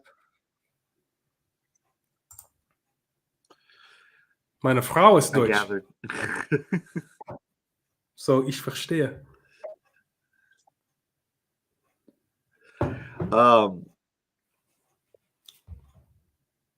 Yeah, I mean, like there's just something about a scrap flex. It's sort of ubiquitous. It's like one of those things that's most collections, should have at least one kind of. If you're not into scrap flexes, which you aren't because of the control blocks, but if you get yourself like a variant, like you get something like like the prodigy situation. Like you get your prodigy, I think that would probably scratch an itch. That's such a nice hilt. You get that with the acid etching, like you had said that you might. I think that'd be quite lovely. I would like to learn to to do get an my actual own acid etching, but I haven't gotten up the courage to do it yet. One of these days. Yeah. I don't know. I mean, I would just assume pay someone to do a really, really good job. I don't really want to have to learn an entire skill for something that I probably would only use for one or two hilts. I mean, if you think about it in that regard, unless this is something that you're going to take up as a skill set that you're going to be if you become like the guy known as doing not just installs but acid etching, you're probably going to end up getting overwhelmed with like a lot of work. Whereas if you just kind of focus on the installs, it's a manageable situation. I don't know if you're like I was thinking when you were talking about someone had asked you about commissions and you had hearted their comment in your video for the F-16 and you did that fine install for the F-16. Like if you would ever get to the point where you'd start doing like crystal chambers and like start doing blinkies on doing some of that stuff where like I don't know if you saw Blue Mamba's video where he got that I brought this up I think in the last live stream, but he kind of opened up he revealed his chassis in it, and the installer put all these, I think it was Solar Sabers, maybe he had put all these like blinkies in there, and he put like the Imperial sign, and then and then he had his stores logo. He just did all this work, and he kind of did it for free, and it's just like all this mind-blowing stuff that people can do out there that I'm never gonna have the time or the energy to learn that. For me, my time is best served doing is going and doing my job, the shit that I'm actually good at, earning enough money where I can actually pay someone like that to just do it that one time and give me that one saber, and I will be happy. That one saber with the acid etching and the really nice install, that would be phenomenal. But that is so much money to invest in one lightsaber. I mean, seriously. So, new question for you. Which company do you prefer for lightsabers? Now, I don't have a scrap flex, so I don't have a company or a person that I can say that I prefer because I don't have one. But as far as companies, that's tough, especially now. But based off of my collection, I like Saberforge. I like their options and what they offer. But they've been kind of swinging and kind of hitting them in the park, and then also missing a bit too. So it's difficult for me to say what company I prefer. But I guess when it comes to LGT, I prefer Crimson Dawn, and outside of that, I guess Saberforge, just because I know I can order something that I'm going to like. Scott?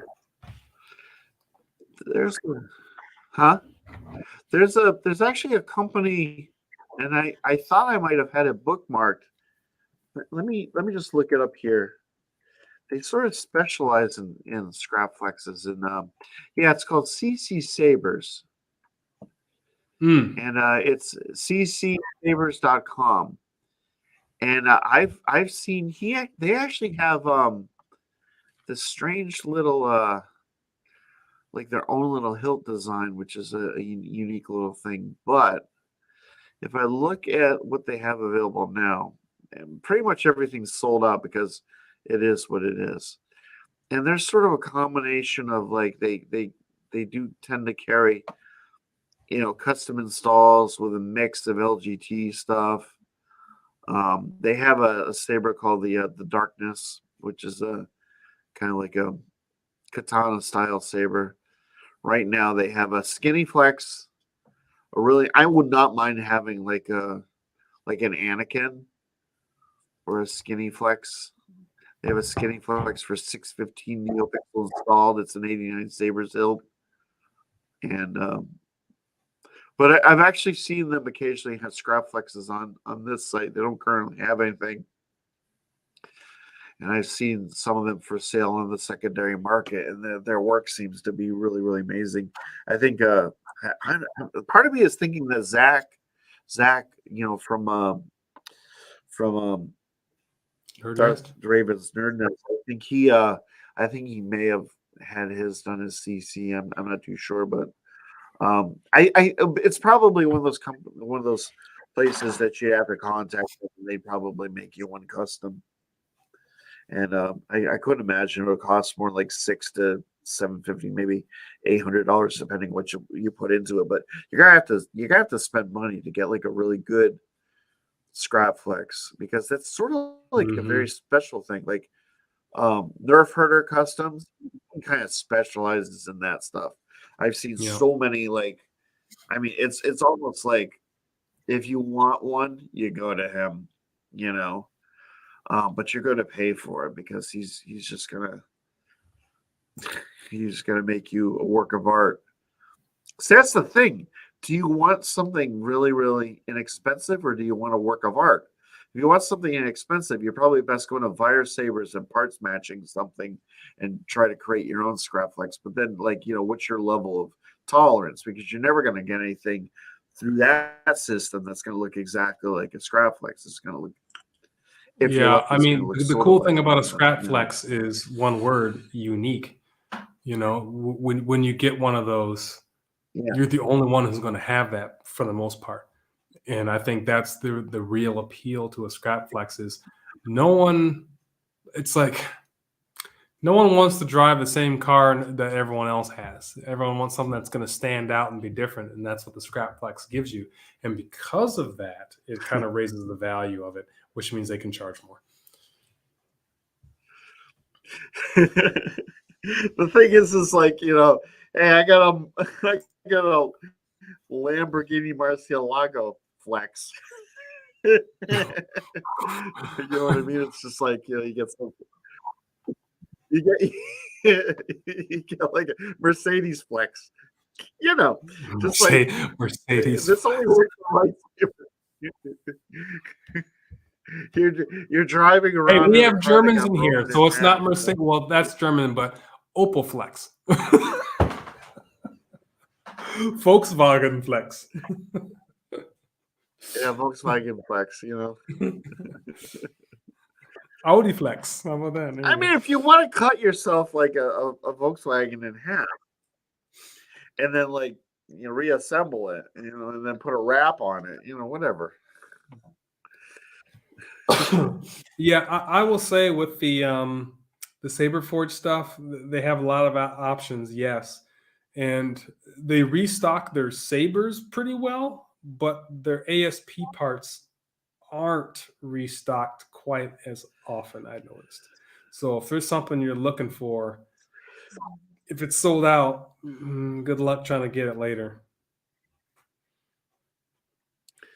Yeah.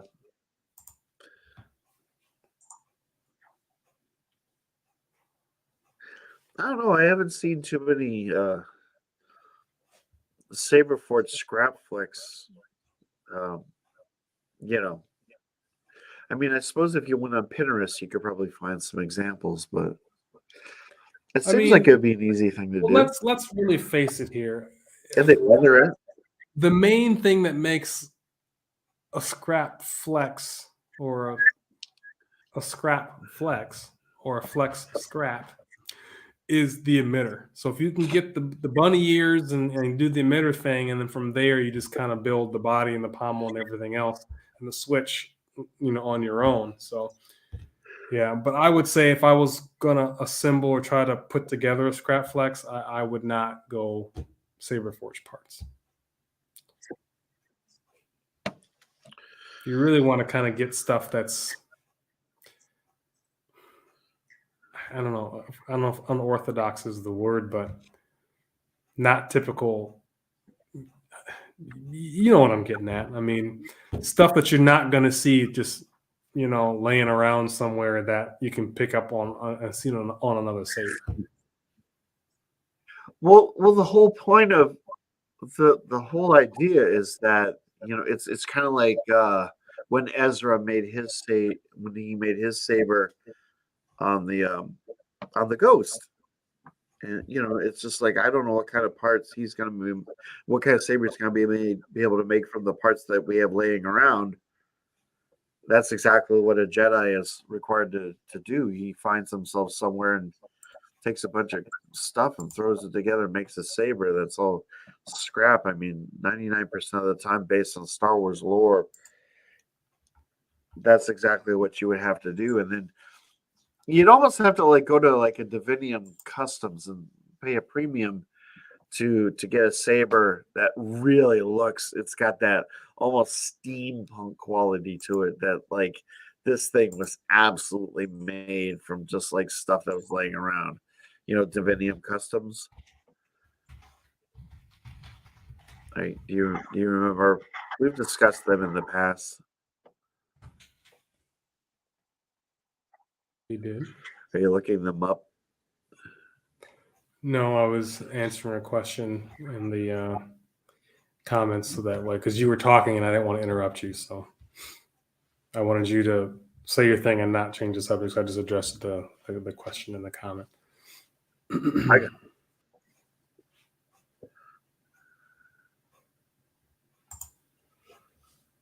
Well, there you go.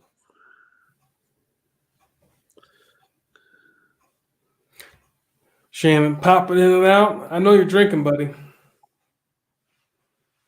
I just finished a liter of Czech beer, and I got this at a brewery in the Czech Republic when I was there a couple weeks ago.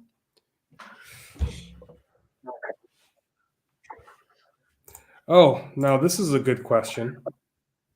What's your favorite hilt and which soundboard? Now, for me, the soundboard is easy, and that's Crystal Focus 10 CFX. Now, favorite hilt, that's a bit more challenging, more difficult to answer. So my Saberforge Vanquish is probably one of my favorites. This is the first saber that I ever ordered, and I installed it myself with the CFX board, and I love this saber very much. And this is kind of, the sidearm of Grey Paladin. But I'm a huge fan of Count Dooku, Now, this is the Mark II, and it has a Golden Harvest board in here, which is good, but I still prefer CFX. But I had that in my Mark I that I installed, but someone else has the Mark I Dooku with a CFX, and that's this guy right over here. So, but this is also one of my favorites as well. For me, unfortunately, I don't have either of them down here. They're upstairs. I have two sabers and a third, which I actually have here, which I just recently acquired. But the first is my Genesis Custom Sabers Vector with CFX. I've had that saber since I started in the community. Genesis Custom Sabers does not make the Vector anymore. It is quite possibly the most comfortable saber that I own, and it's part of me. I mean, that saber is definitely like it's part and parcel of who I am. It shares part of my soul. My second saber is probably my JQ Sabers Conspirator with a Neo Biscotti V4. That's also one of the first sabers I ever bought.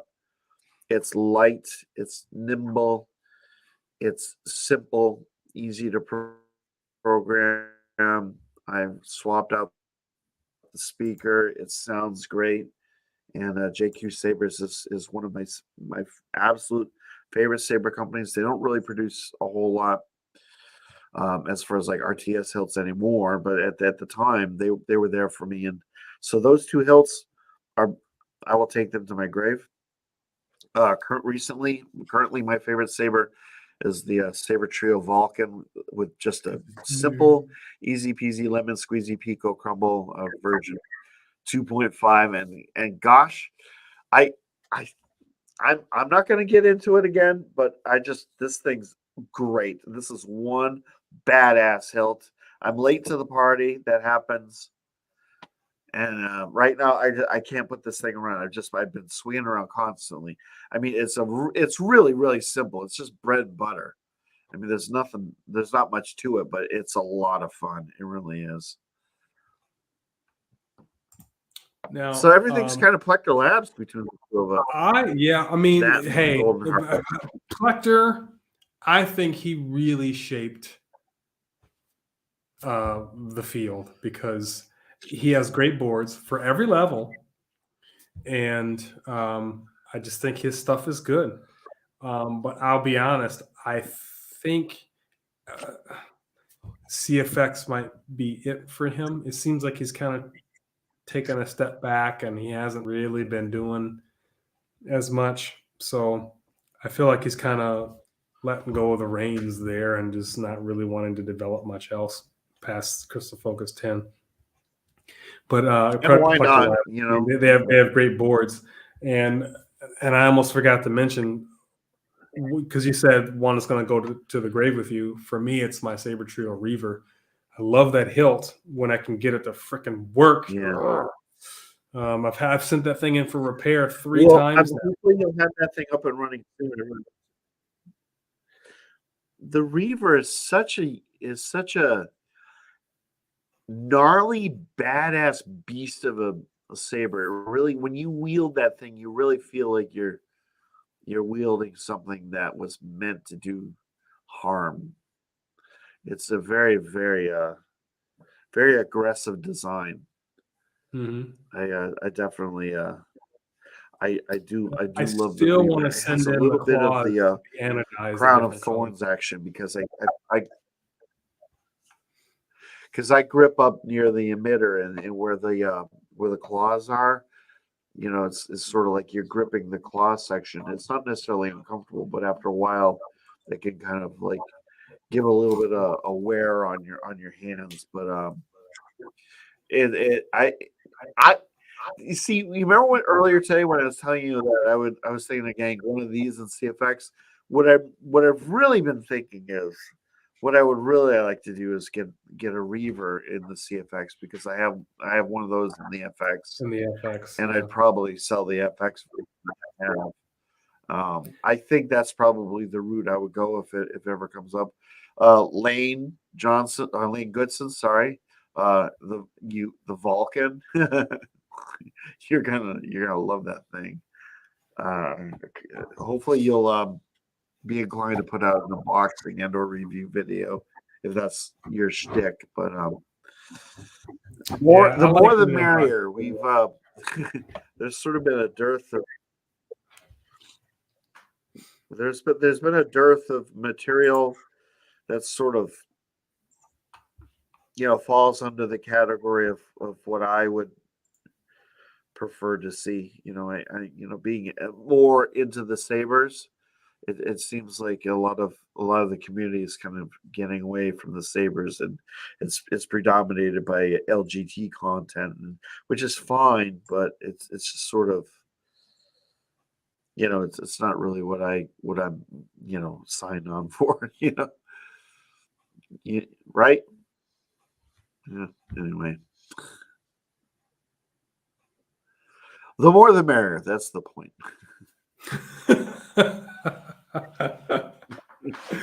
You will show us the video. You will enjoy your silver. This is just the beginning.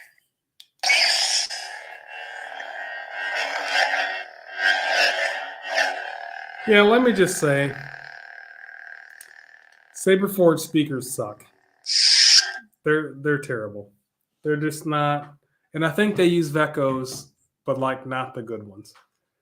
So I just want to put that out there. And since I just mentioned that, I want to pull this up because we were talking about it, and I think it's going to be good to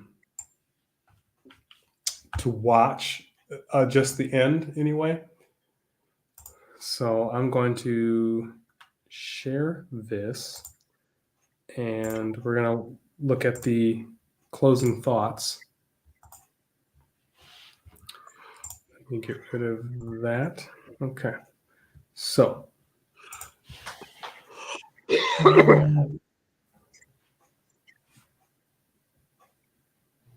what's going on, Saber fans? So today's video, we are going to do a speaker shootout.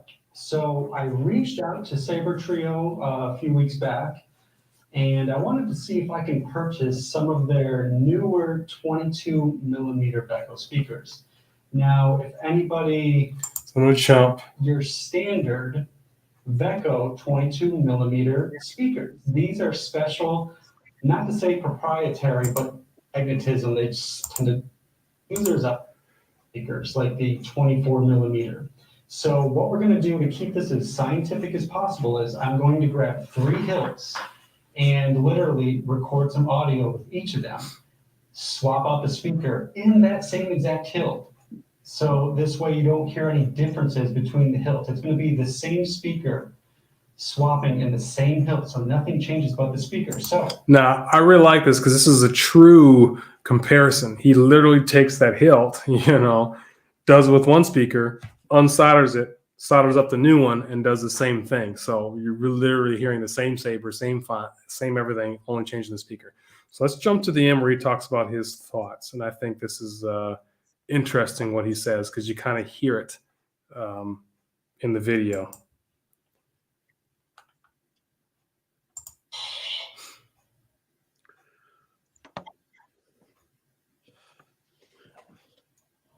okay, so there you have it. Final thoughts, what I think.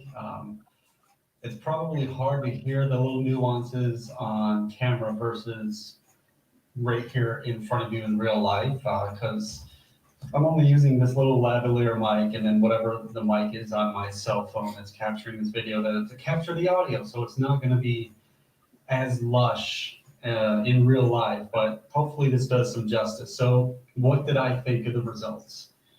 I would say the Saber Trio version Becko is not that great. It's really not. It's for people in the community that put up a huge tizzy about, oh my God, they went from a 28 millimeter bass speaker to these little speakers, and Saber Tree's like, everybody just calm down. These are great speakers. No, they're not. They suck. They suck. They suck, in my opinion.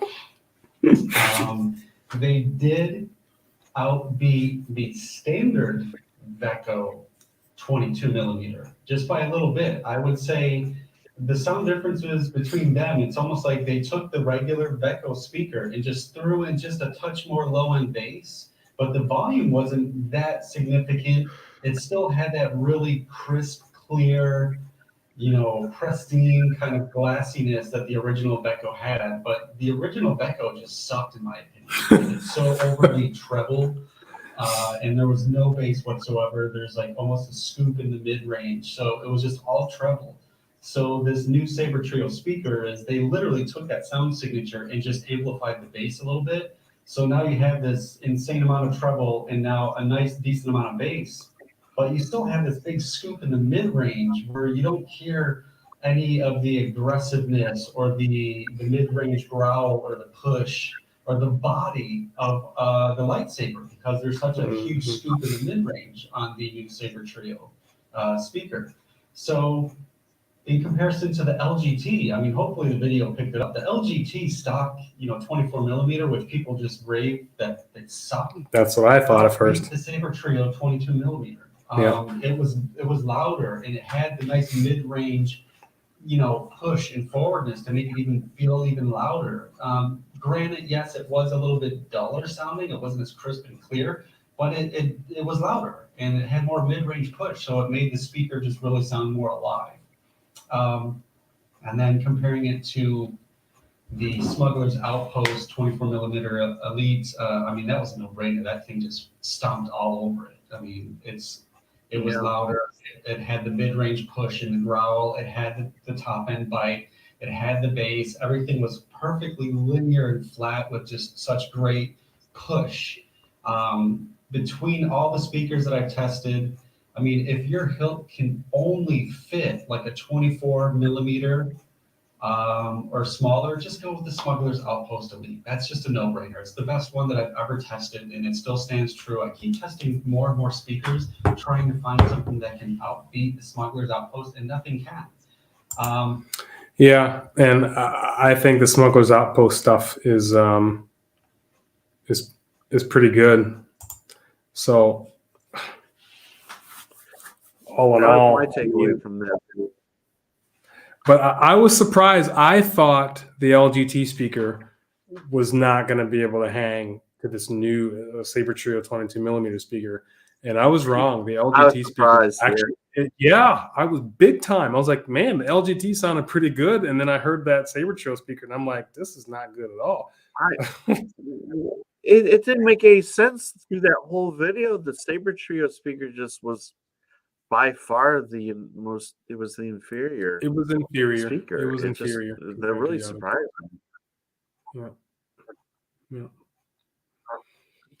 I mean, so the thing is, that alone, I was one of the ones that said, if you're going to switch from a 28 to a 22, that makes zero sense to me. I thought at least go 24, but when they said 22, I thought, that can't work. And then I think it was Lando and some other people says, oh yeah, it sounds pretty good and blah blah blah. No, I don't buy that. Going from this thing, which just pumps out the sound. Mm-hmm. And just truncating your capacity to, I don't know. I mean, when Zach got his, he got a Senza, and it had the 22 millimeter speaker, and he compared it to I can't remember. He had a Vector or something, and he was doing a comparison. He said that they sounded equitable, but now, I don't know. I think the only thing, though, I'll say this: the test that BK a lot of times, soundboards have its own configuration and amplification, and I'm wondering, because Saber Trio worked with Vecco to get the right speaker, maybe the speaker sounds better on a CFX that's configured with their whatever configuration. So, and I'm not completely sure, but I don't know what soundboard. Obviously, the LGT ones, he didn't use the CFX. So I don't know what soundboards he had in all of those sabers. But I'm willing to bet that the speaker probably sounds better when there's a CFX, connected to it. So that's something that we have to factor it's that probably- we didn't tailored really to hear. the effect. Yeah. Like, for instance, the Versal soundboard, Cal says you should have an 8 ohm speaker, but most speakers don't come 8 ohm. They're usually 4.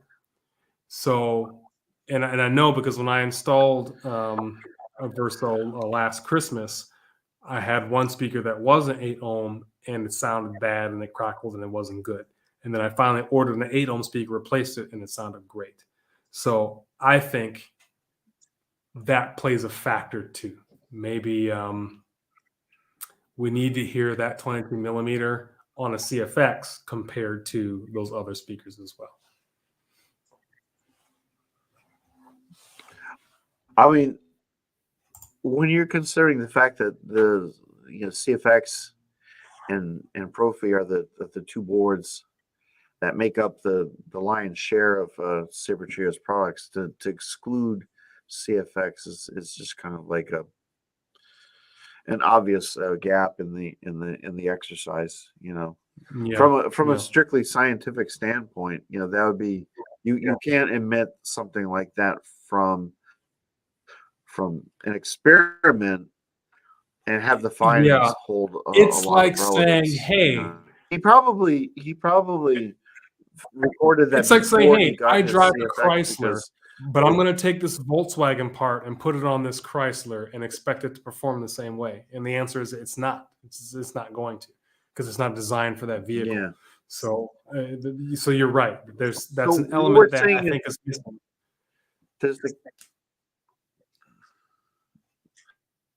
What we're saying is there's a caveat that this speaker might be fine-tuned for Saber Trio's configuration of that specific board.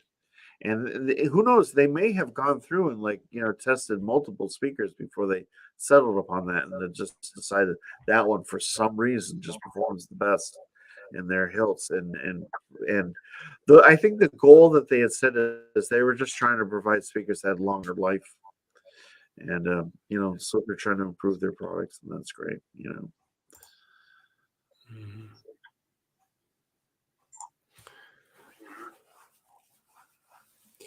Yeah,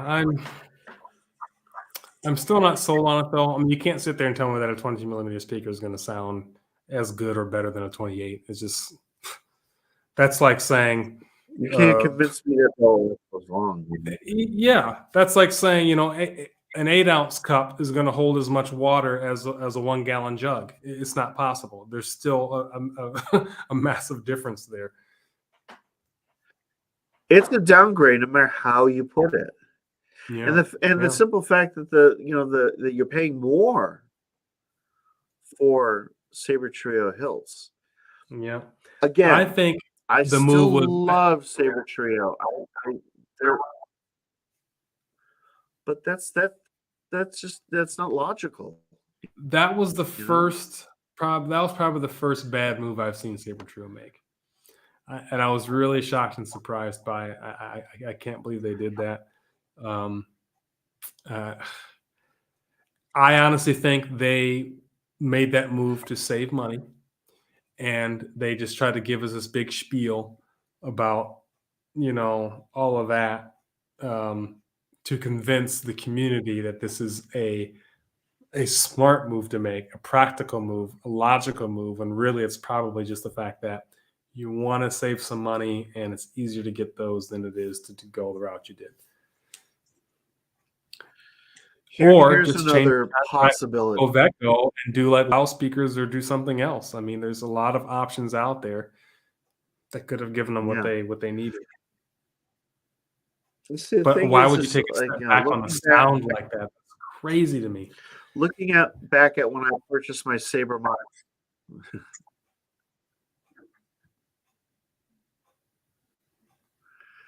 looking back at when I bought my Sabermock Spectres about the time when the pandemic started, and Sabermock was going through some issues, and they're having a real hard time um, locking down certain aspects of their production logistics, and one of them was the handle of the Kanan Jarrus hilt had like a certain kind of finish that only one company could do, and that company had decided to shutter its doors. It had nothing to do with the pandemic. They were just done. So they were going through the community trying to find someone that did something comparable as far as the finishing that they needed for, because they used that process for several of their hilts, and it was part of their quality, concern.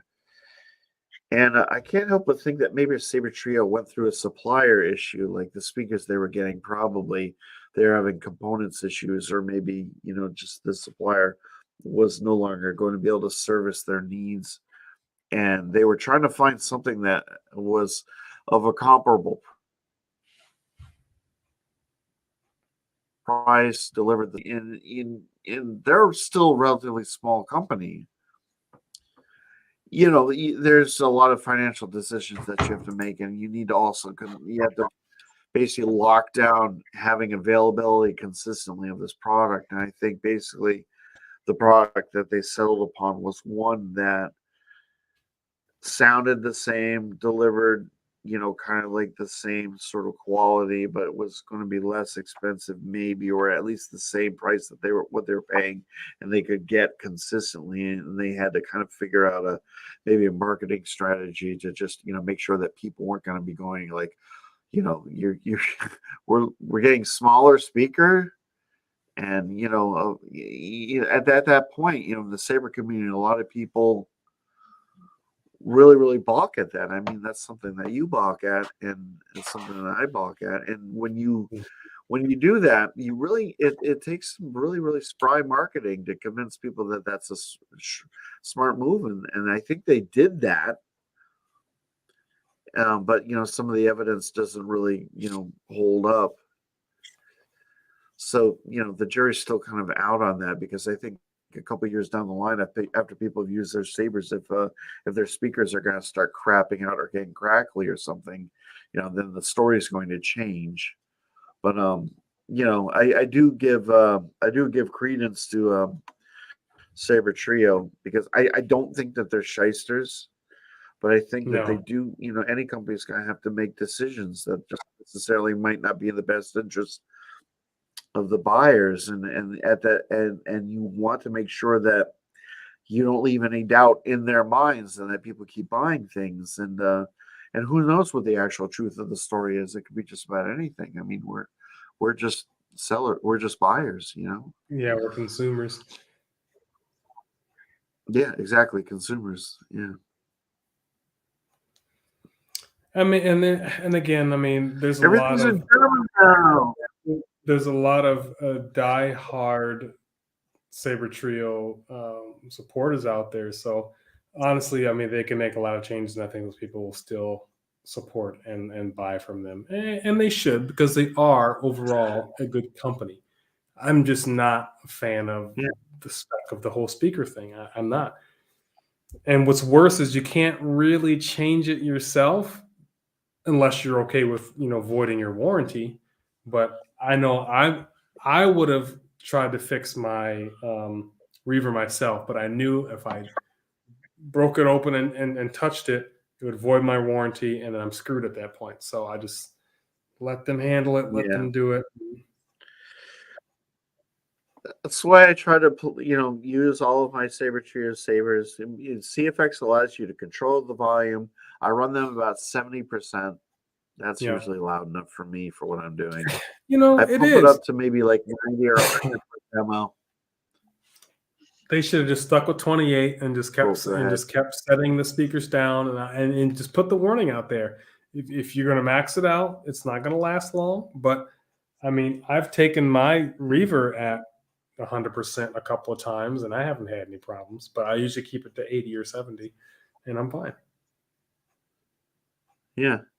A lot of times even with my Vulcan, I'll just turn it on mute. I mean, if I'm just swinging the thing around, and I'm just practicing, I don't really even need the sound. It's just kind of like, for me, it's just more exercise and just My moving LGT around stuff, and I just put those on low being volume now. physical for like a half hour.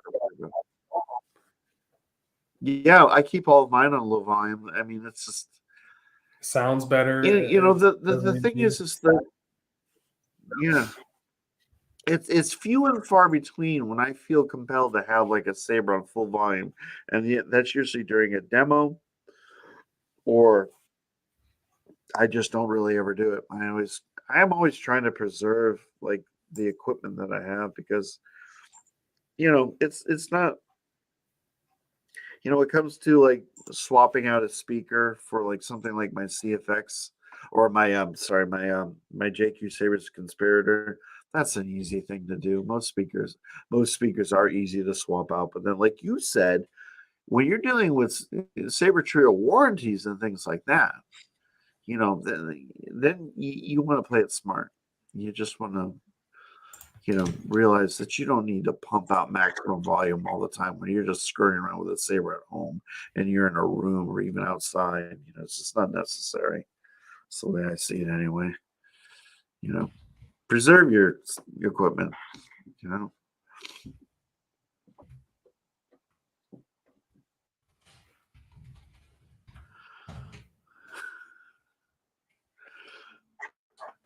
I love how you have all these new German friends now.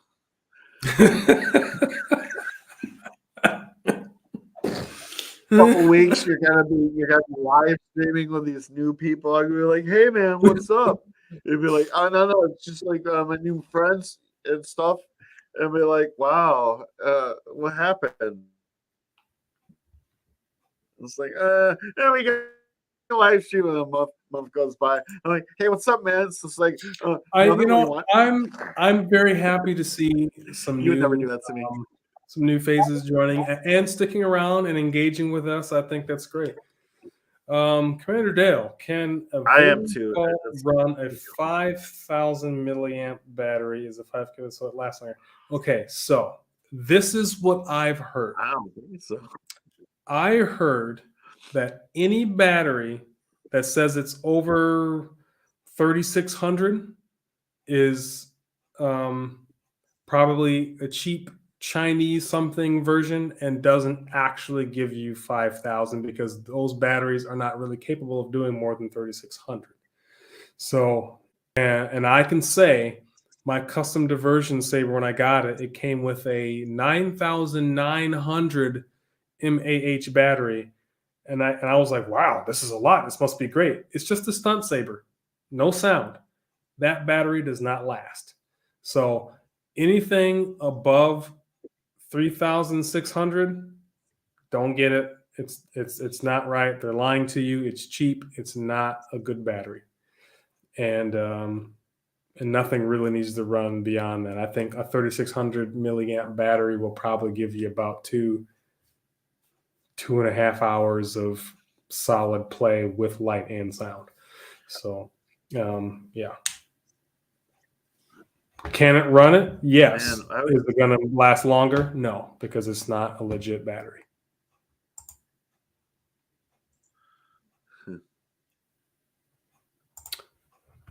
Too bad Saber Trio doesn't sell empty hilts. I always do my own installations. Oh, cool. Yeah, I do my own installations sometimes too. And we were talking about this with Electrum Sabercrafts. It would be nice if some of these companies sold their hilts empty, and Saber Trio is one of them. That would be cool. I wish they did too. They used to offer. They used to sell their Delrin chassis on the website, and they stopped doing that like when the pandemic hit, basically, which is a bummer, because I think they have really nice chassis.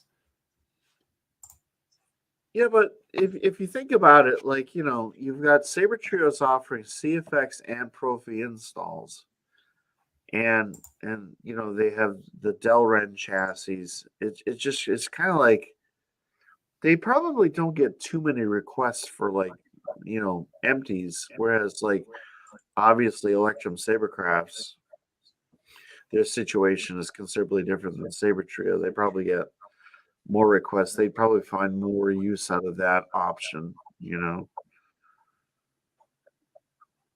I mean, and like, who knows what even the install? I've never even seen inside one of my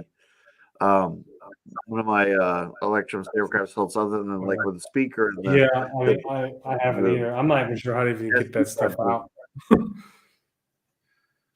Most I saw was the speaker and the kill switch. I mean, the speaker, at least the speaker is an easy situation to replace. It's just like kind of two little squeezy points. You just pull it out, you undo the connection, and boom, you're done. Because, I mean, if anything happens to a speaker on one of my Electrum Sabercraft cells, at least I know. Yeah, I like the quick connector, and it comes in that nice plastic housing too. Yeah, that's a good thing that they did, was having the. I don't like having to remove the pommel and having this very small toggle switch to access to turn it off and on, and it's all rather tedious. Plus, the SD card just kind of slides in, is held in by friction, and the whole thing's just kind of a little bit like, you know. Whereas, you know, with any decent install, you know, that situation's much secure. And yeah, you're right. That the SD card it's not like a push and speaking of install, you just pull it right out. Now the kill switch doesn't bother me. That's pretty easy. Yeah, exactly. Whereas you get something like this, you get something like the Creed, and I love this install, and it's been a lot of Genesis Custom Savers hilts are kind of set up the same way, and I'm wondering how the bad axe is set up. But when you pull this out, and you have your micro SD card, like it's where are you? Yeah, it's right here, and you just have full access to it. You just remove this little plastic sheath. Your battery's right here, a little pull thing. You know, I almost forgot and about then everything's I have a bad axe on order. And I completely forgot. We both have a freaking bad axe on order. Only probably the single coolest, like, curved hilt saber ever made by anyone, ever by anybody. And it's being handmade right now by Rob Peckhout, like one of the absolute, like, freaking giants in the saber community. One of the best. I can't even believe it. Like, when that thing arrives, it's gonna be like, is this for me? Really? For moi? Yes, it is. And the box is gonna say on it, art you can fight with. And it's just gonna be phenomenal, you know? Yeah, it's gonna be phenomenal. And you and I, we both. And it's gonna be extra special for me, Scott, because this is my first GCS saber. And you've been saying for quite a while that everyone needs to have a GCS in their collection. So, I mean, I like, you know, it's hard to explain. It's just one of those things. Like, when you have one in your possession, you'll understand finally. It's just like a unique level of quality. It's different than anything that you've probably experienced prior to this. Is a degree of sensibility. Like, one man actually, like, you know, he's been doing this for a long time. He's refined his craft to a point where, like, what you're getting is like truly a piece of art.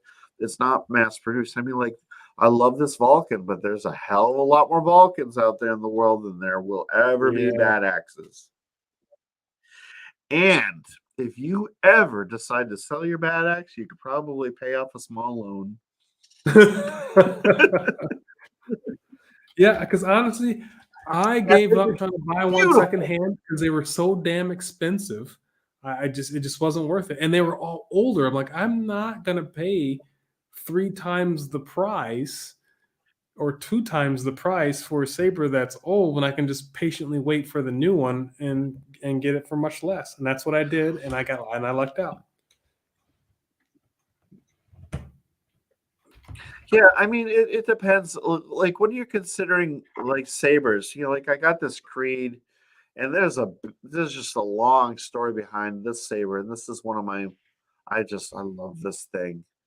But when I finally acquired it, I would say that the person that had this before me, probably 10 hours of use, maybe at the most. This thing was brand new when it arrived, and a lot of people when they sell these things secondhand. Like my Vulcan, I would say that the person that had this, there wasn't a blemish on it. He probably didn't use it more than like 5 hours. Some people just buy these things and it's just not their jam. And they just put it on a shelf and it sits there and eventually they sell it, they try to get their money back. By the time they sell it, it's usually being sold for maybe $100 more than it was initially purchased for, but they just want to get back what they made, which is what happened with my Supply and Vulcan. demand. But And they could do that it's then just because supply and demand.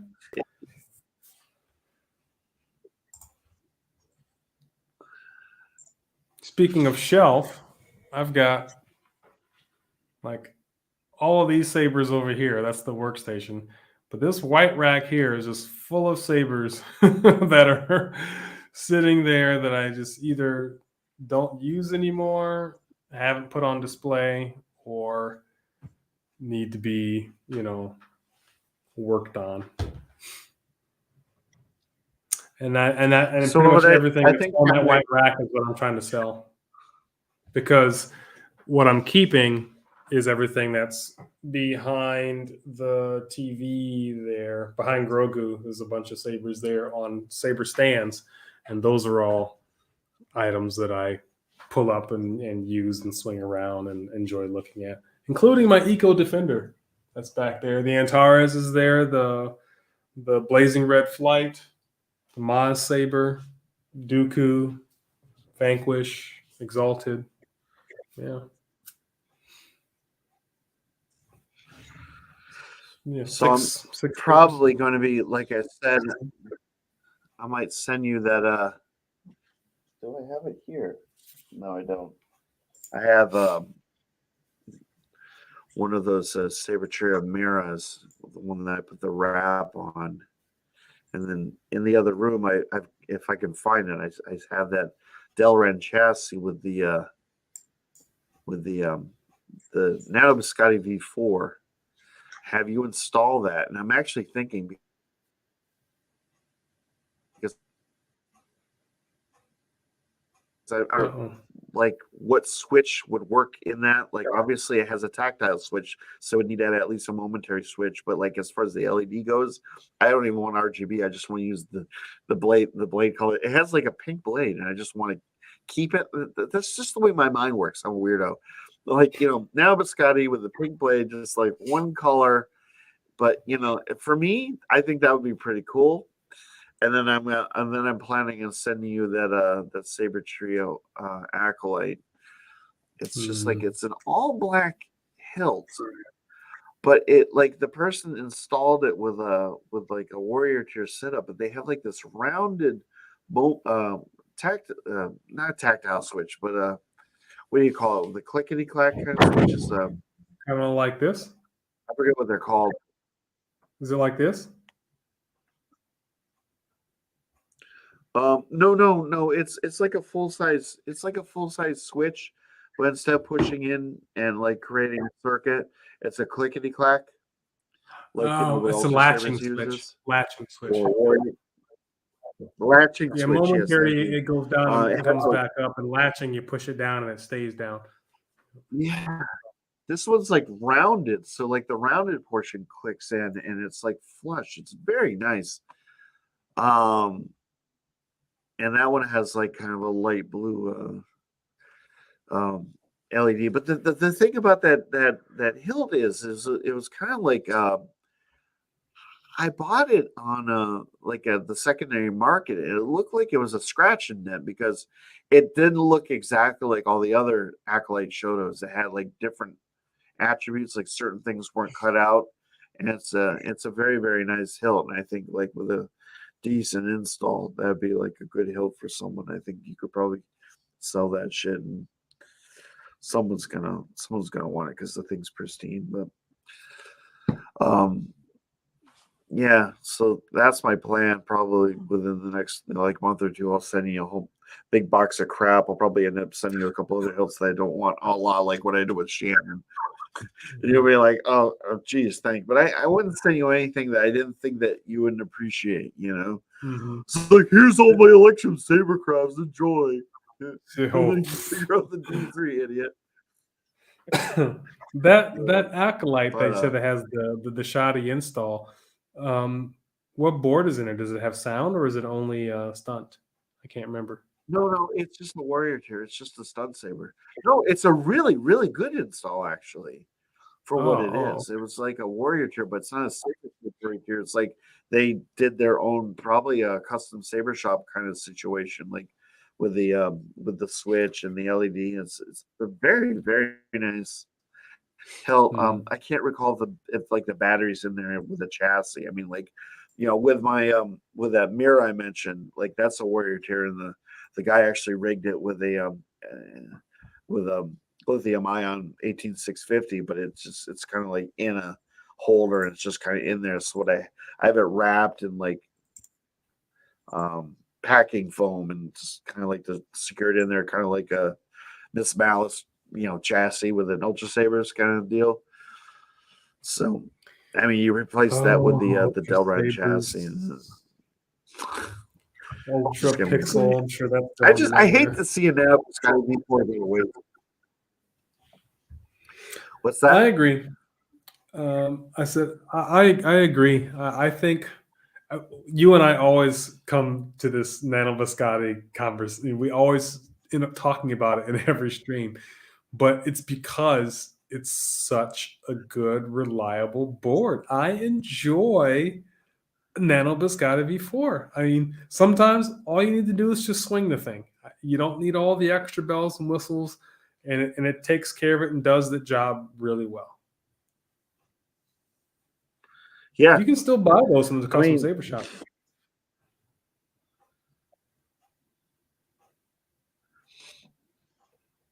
I just have the one. Bam. I don't like to see it wasted. Heku nailed it. This is what we talked about before. Electrum Sabercrafts. We said this exact same thing, bud.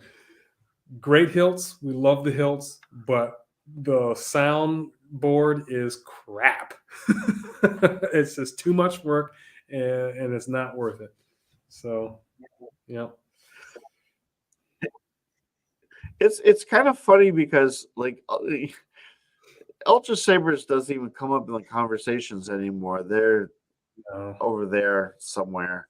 Now, Electrum Sabercrafts has kind of like slowly slid into the position that they occupied, where people have their gripes, and sort of like what we talk about Have you noticed though, if you during do a during Google the live search, streams now, because everyone, huh? if you do a Google search now, Electrum Sabercrafts pops up at the top of the list in the ad, suggestions. Like Ultra Sabers used to always be number one that I'll show you. I don't see Ultra Sabers quite as much anymore now, but Electrum is there. And I think it's a desperate attempt from them to try to keep their sales up because people aren't really buying from this much. There's not much buzz for Electrum anymore because people realize that they got fed up with these promised updates that either don't come or come really late and then don't solve the problem. Yeah. Plus, I mean, does you know what? Okay, this was an observation I kind of made the other day. If you go and you search for like, say, lightsaber unboxing videos, the lion's share of them are going to be Ultra Sabers. Of course. What's the newest like Ultra Sabers unboxing video you may see? A year, 2 years, 4 years, 6 years. And they haven't come out with like it. you have to search long and hard to find an Ultra Sabers unboxing video. I mean, yeah, who we were talking about him. Darth Paradigm? He still does. No. Theme Park DNA. Yes, I still like his videos. go Ultra Sabers and do that $2,000 and get like whatever. Yeah, And he'll still $1,300 to get a do that occasionally. Frankensaber. Yeah. Like, really? Who? But here's the thing: people are spending $1,300. There's no way I'm spending $1,300 for a saber from Ultra Sabers. I mean that's like a whole lot of junk for a You lot of money. spend $1,300 even with the stuff you've bought and the free shit. You could trade that all in and get yourself like An the most amazing custom saber. amazing Vader's vault with like I saw a sovereign that was like Vader's vault saber of the month or whatever, and it was all etched and beautiful with powder coating, and they blued the emitter and I love the sovereign, and this thing was just like a delight. It was just literally like someday 1,000 years from now, someone's gonna be walking through a museum in the wastes, and they're gonna be like, "What's that? Oh, that was like an ancient weapon. We still haven't figured out how it works. It makes a lot of sound though, still, But like, and they're gonna be like, these things are gonna end up in a museum because they're amazing. I'll spend $1,300 on that shit, and plus whatever money you're gonna spend on the extra crap that you get from Ultra Sabers that you're gonna eventually sell." And I would rather have like that one saber. Like if I've got the money to burn, I'm just gonna buy myself the best of the best of the best. They'll make a movie about it. It's like, like Saber Quest, the best of the best. It's just like they'll just like, why would you spend that kind of money on Ultra Sabers? They haven't made a new hilt in 3 years now? Yeah, I know. It's been a long time. Shit, right? One of their most recent hilts was the Empress, the Rey Skywalker. I think they had one other hilt after that.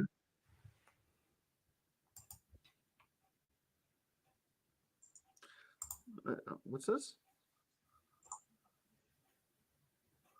Who are you talking to? Me? Yeah. What'd you say? I was doing Yoda. I'm sorry. Oh,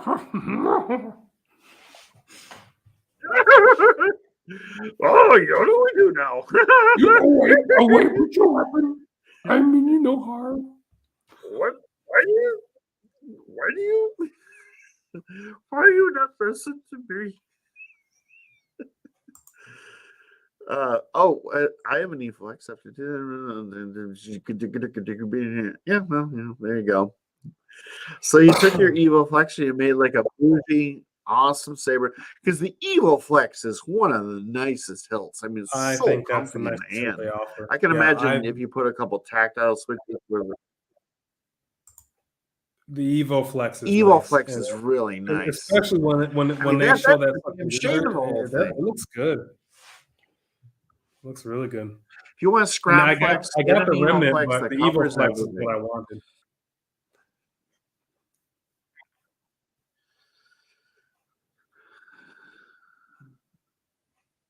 I didn't hear that. Oh, that Dark Saber hilt was the joke. The Dark Saber hilt was their last one. Yeah. Everyone forgets about that because it really wasn't a Dark Saber hilt. No. It was like a super deformed Dark Saber hilt is what it was. Ultra Sabers is garbage. I said it from the very beginning. When I saw an Ultra Saber and I saw how big they were and just the lack of detail in the installs and stuff, and it tickles me. He still says the Obsidian soundboard is the best on the market. Like, dude, how can you even think to let that come out of your mouth?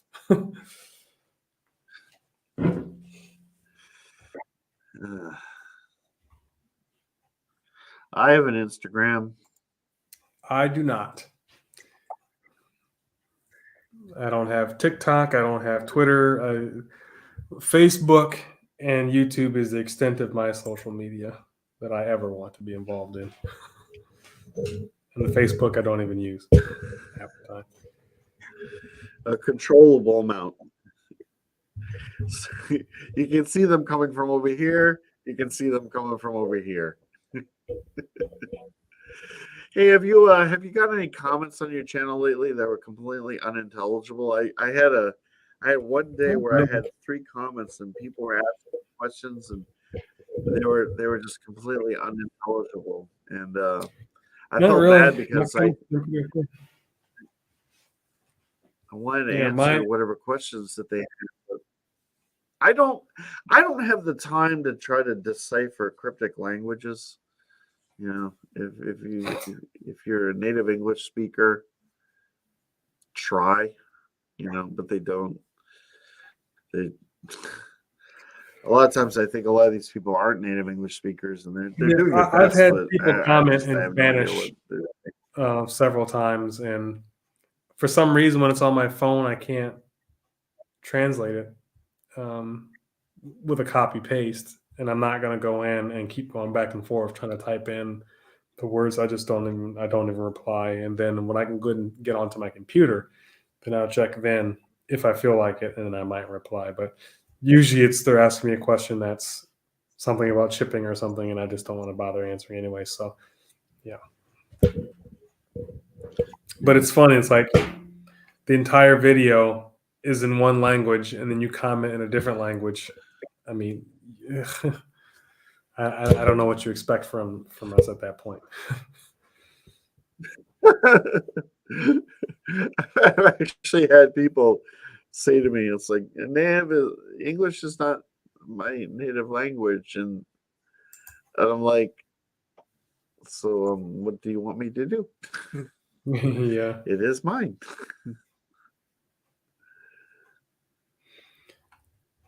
So, you know, I think one of these days we'll wake up and all of a sudden the Ultra Sabers will just be gone, and everyone will be like, "Well, what happened to these guys?"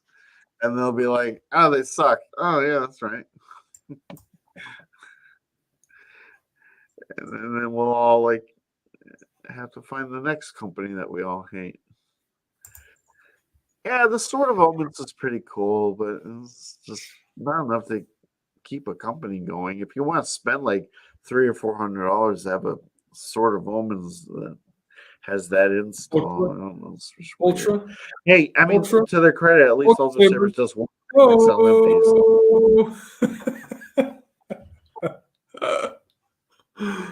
All right. Thunder, Thundercats. Ho! Hey, all right. You know, I used to love I that grew up shit. watching I love that the original cartoon, and it You was might see awesome. that cartoon was awesome. The when they remade it, they dropped the ball. That was a dumpster fire. I was really disappointed, but yeah, you've got to admit, Gray Paladin, that we really had a good show on our hands, did we not? And then you would say anything. Yes, indeed, we did. Darth Paradigm. We are reading the dialogue for the first time, and we are performing Thundercats Ho. Thundercats Ho. Anybody here have a And crush creating on drama. Chitara? Chitara was a hottie. Am I the only one? I guess I'm the only one. All right. Oh man. Teku wants me to do a video in German. Mumra is still a badass. I don't know if the extent of my German would allow me to be able to do a full video only in German. Ich spreche Deutsch Well, ein that would bisschen. pretty much exclude. Ein bisschen. I'd have to hook up a translator to my kit somehow, and it'd be like that translated overlap kind of thing, you know. It would sound kind of funny. Et je parle français un peu.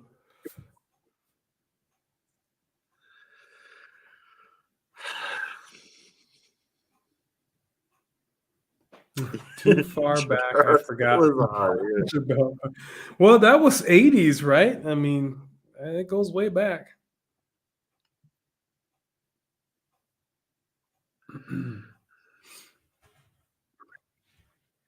My favorite. Okay, one of my favorite. Guitar is still a hottie. That's funny. One of one of my favorite '80s toy lines was. Do you ever hear of Mask? Mobile Armored Strike Command. There were vehicles, and the vehicles would turn, like, for instance, you'd have a Camaro, and the Camaro, the idea was the doors would open. It was like gull wings, and they'd extend, and like the back would form a wing and expose jets, and you got a flying car, and then you had like the characters would fly the cars, and the the Mask used to go out and try to thwart the bad guys, and the bad guys were Venom, the vicious evil network of mayhem. And they had the main character's shtick was he had a helicopter that turned into a jet. Ooh, and then but that was one of my favorite toy lines from the '80s. Yes, Mask is the mighty power that can save the day. Anybody out there have any? No, okay, I'll shut up now. You didn't give him a chance to answer. No, okay. What was your favorite '80s toy line? That wasn't like a G.I. Joe or Transformers. One of the. Oh, well, between the two Transformers. One of the. Huh? Transformers. What's that? Do you still have any of your Transformers? Yes, I have my Optimus Prime with the trailer that opens up into a little Did you free station. Yeah. I missed half of that. The screen froze on me. I didn't. My screen froze on you? Sorry. Yeah, I don't. It's like it's been happening to me the whole live stream. Which is why you've been freezing up quite a bit. I don't know if it said anything to me about my screen. Usually it's mine that's I don't know, whatever, but it doesn't matter. But which Transformer were you talking about? Optimus Prime. I still have that one. The rest were given away sold at a garage sale many years ago, and I wish I never did that. That happens. Yeah, I still have my my original Optimus. I actually have my original Optimus Prime is in rough shape, but I have one of the reissues that they came out with. That was based on a toy line called Diaclone. My grandmother, when she went to Paris, like a million years ago, was just about when Transformers first came out, and I asked her if she could pick up a Diaclone toy from Paris, and she came home with this toy called Multiforce, and it was kind of like the vehicle team Voltron. All these different little vehicles formed a giant robot who was like the leader of the bad guys or something to that effect. So yeah, Transformers goes way back. They used to have these little magnetic figures that were designed to ride in. Like Optimus Prime had that little seat inside of him. You remember Optimus Prime? You could fold the the windshield, whatever would open up. Yeah. Well, that was there was the a plastic Diaclone one, figures and there would was go a into metal there, one. and Yeah, they would the actually metal one drive was back, and you could because peel it the was windshield.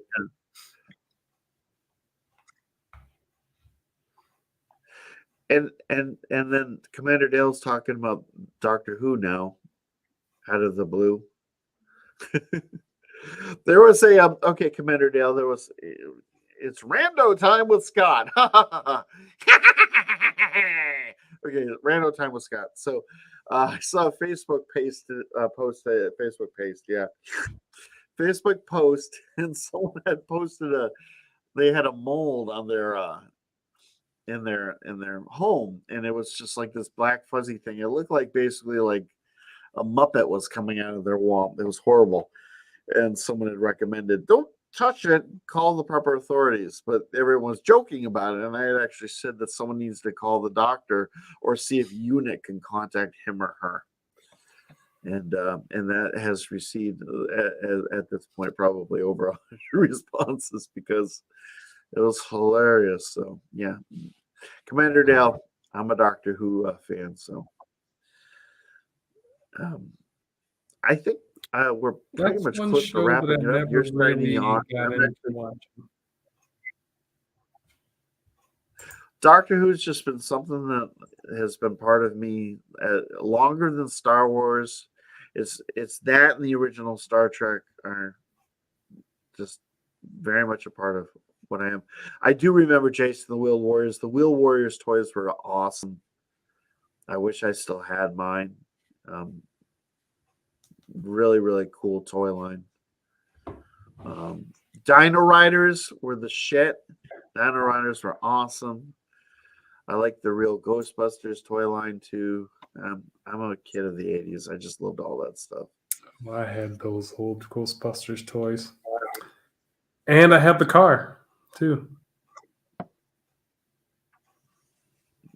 What was the car very called? well done. I forgot what the car was called.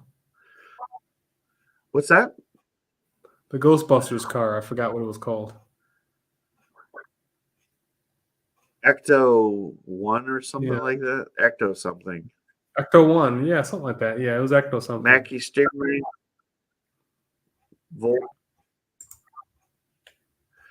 Voltron obviously was nothing like 5 lions that just The original Power Rangers.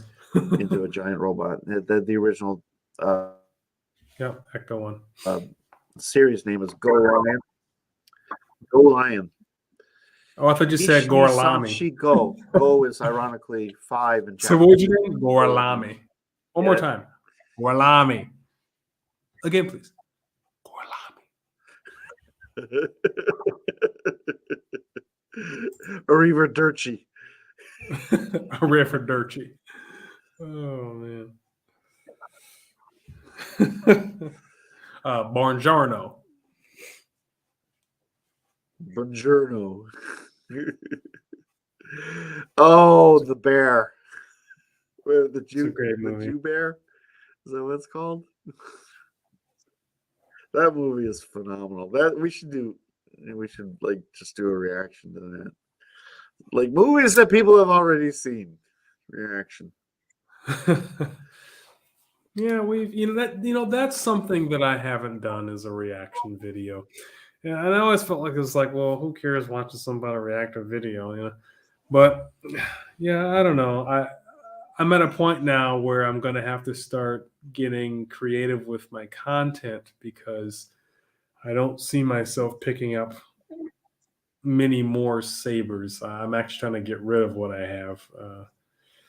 And I'd like to take the route of being a saber flipper, like we talked about before, is where I take an older saber or something and upgrade it to something else and then turn around and sell it. But, yeah.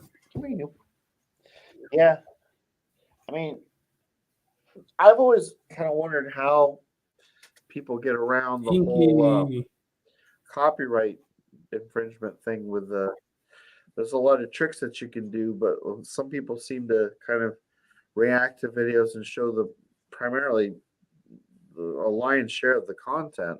I don't know how they get away with it. Any idea? BK, we actually played your speaker shootout video and discussed that for a good while. So, yeah, we're still going. And we talked about your fonts too.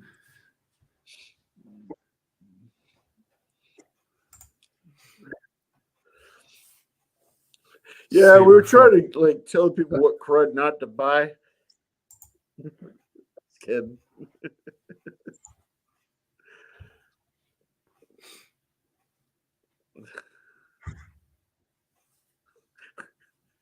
Saber. No, this is cool. We're Scott. We're seeing new names and faces join us on this particular stream, which is awesome. It's really nice to be able to Yeah, interact with some new names. I want a definition of saber fluffer. Yeah. Because I said, oh, The he consensus thought of I the said saber speaker fluffer. video. No, I said saber I flipper, like don't how think people it was flip very houses where you buy a house, you fix it up, and then you turn around and sell it for a small profit. I was talking about that with a saber, be a saber flipper, where I get a saber, fix it up, and then sell it again for a small profit.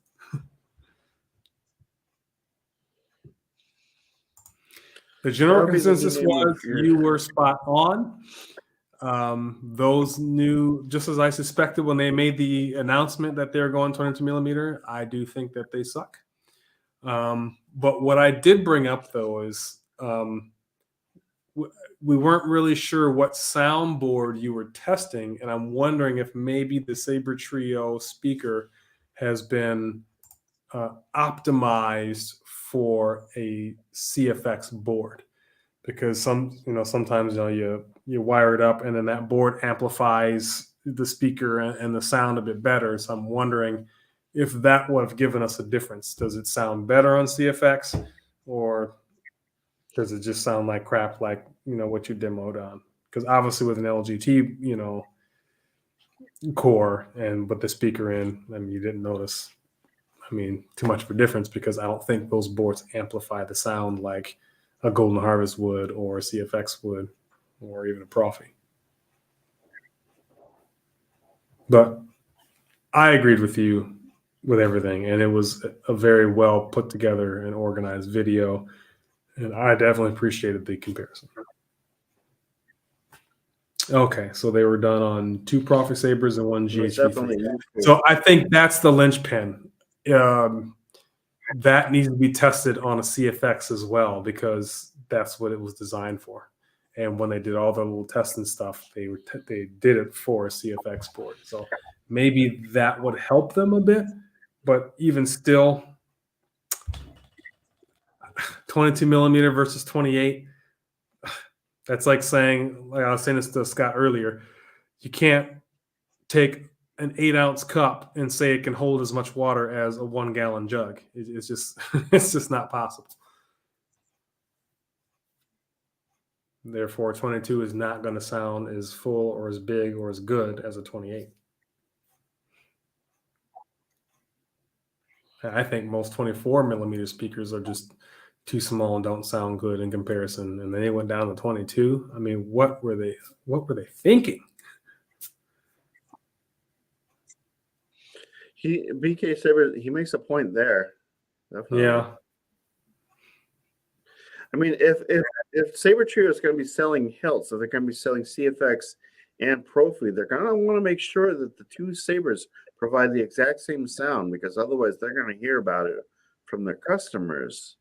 Mm-hmm. So what the sound in his Profi sabers has to be comparable to what is actually being experienced in the CFX. So the only thing I can think of is maybe it's a matter of just how the resonance in a Saber Trio hilt works as compared to, like, an average saber that just has a Profi. I mean, they probably found a speaker that performed adequately in all of their hilts based on the resonance, and it's certain, like, oral attributes like that probably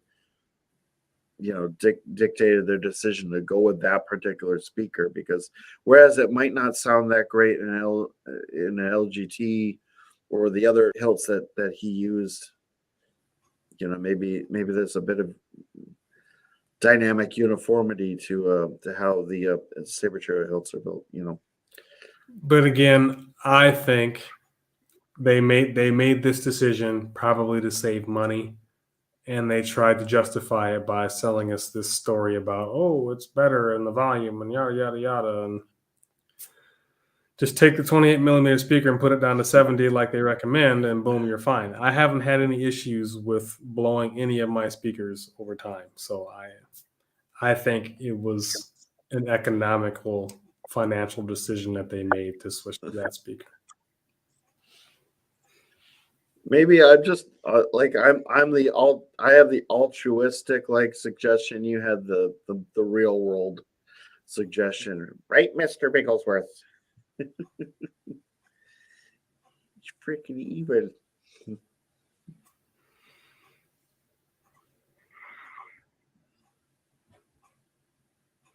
But also,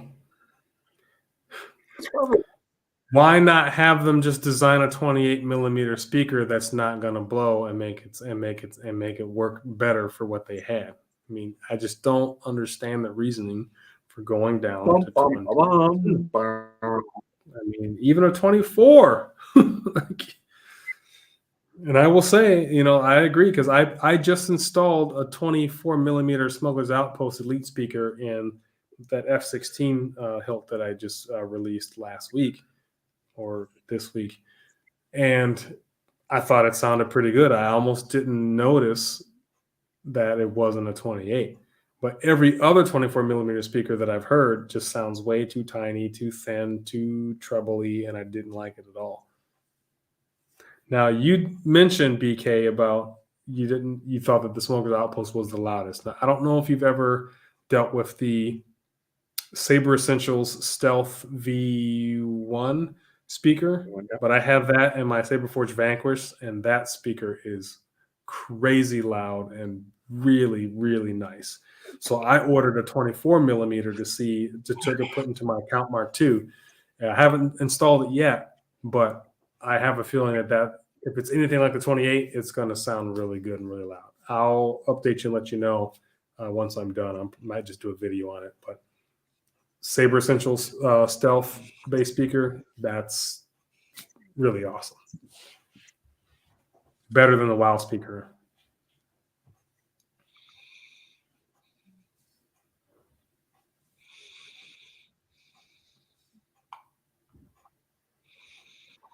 Okay, yeah. I know certain boards do have amps in there, and it makes speakers or sound better. Just like, in your car stereo, if you have an amplifier or not, I mean, just it's going to sound better. And so I'm thinking that when they had this 22 millimeter speaker design, that it was designed to fit, the amplification of the boards. That's just my guess. I don't know.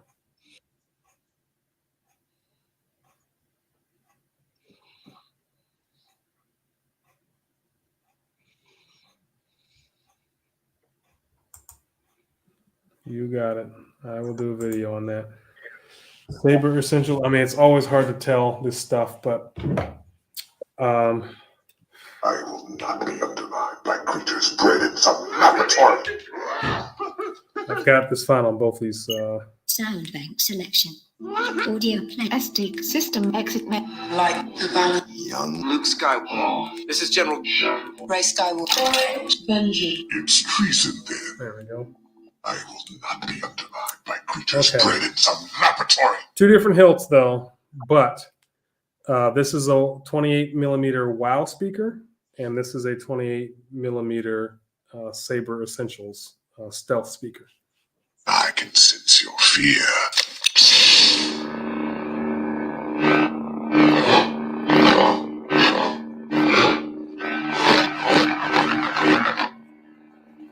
Okay. I can sense your fear.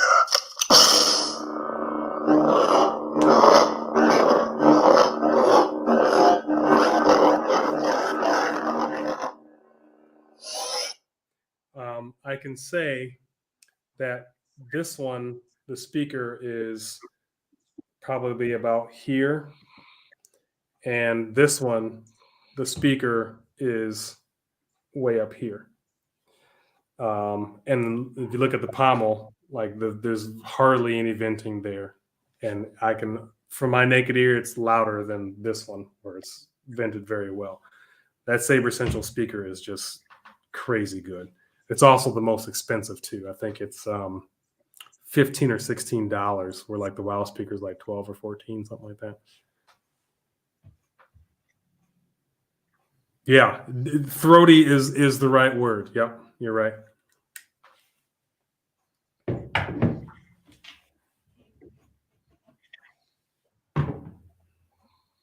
I actually put a 30 millimeter speaker and Scott's Sinister Prophecy, and that one sounds good too.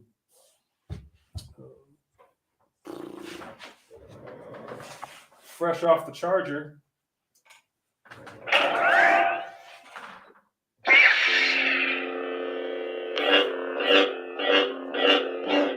I mean, there's no smooth swing, but let's see if I can get to. Essence. Yeah, this one's crazy loud too. Surprisingly, the bass isn't as deep. It could be the sound font too or the board, but it's really loud. So I think you'll be pleased with this, Scott, when you get it.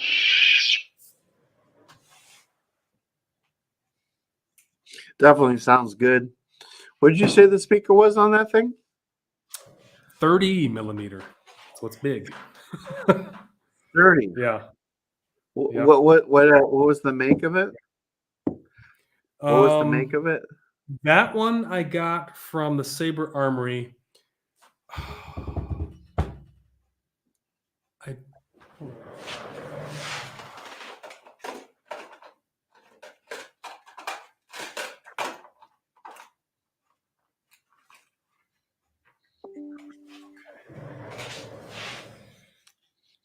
So it's KR Sabers. Yep, it's KR Sabers.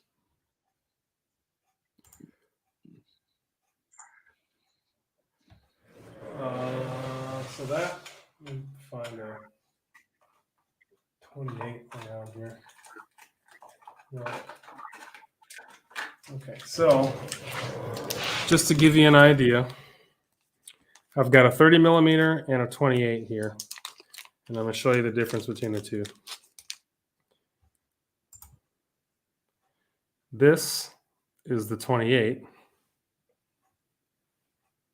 Okay. And this is the, well, it's got a wire on it, but this is the 30. You can see how much deeper that is. So 28, 28, 30. Yep. So this is what I have in the Sinister Prophecy. This big one right here. So I think you'll like it. Yeah, I think you'll like it.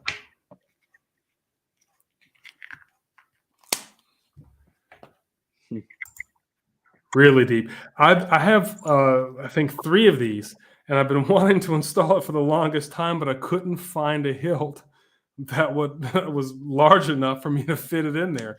And funnily enough, that Sinister Prophecy took it, so I put it in there.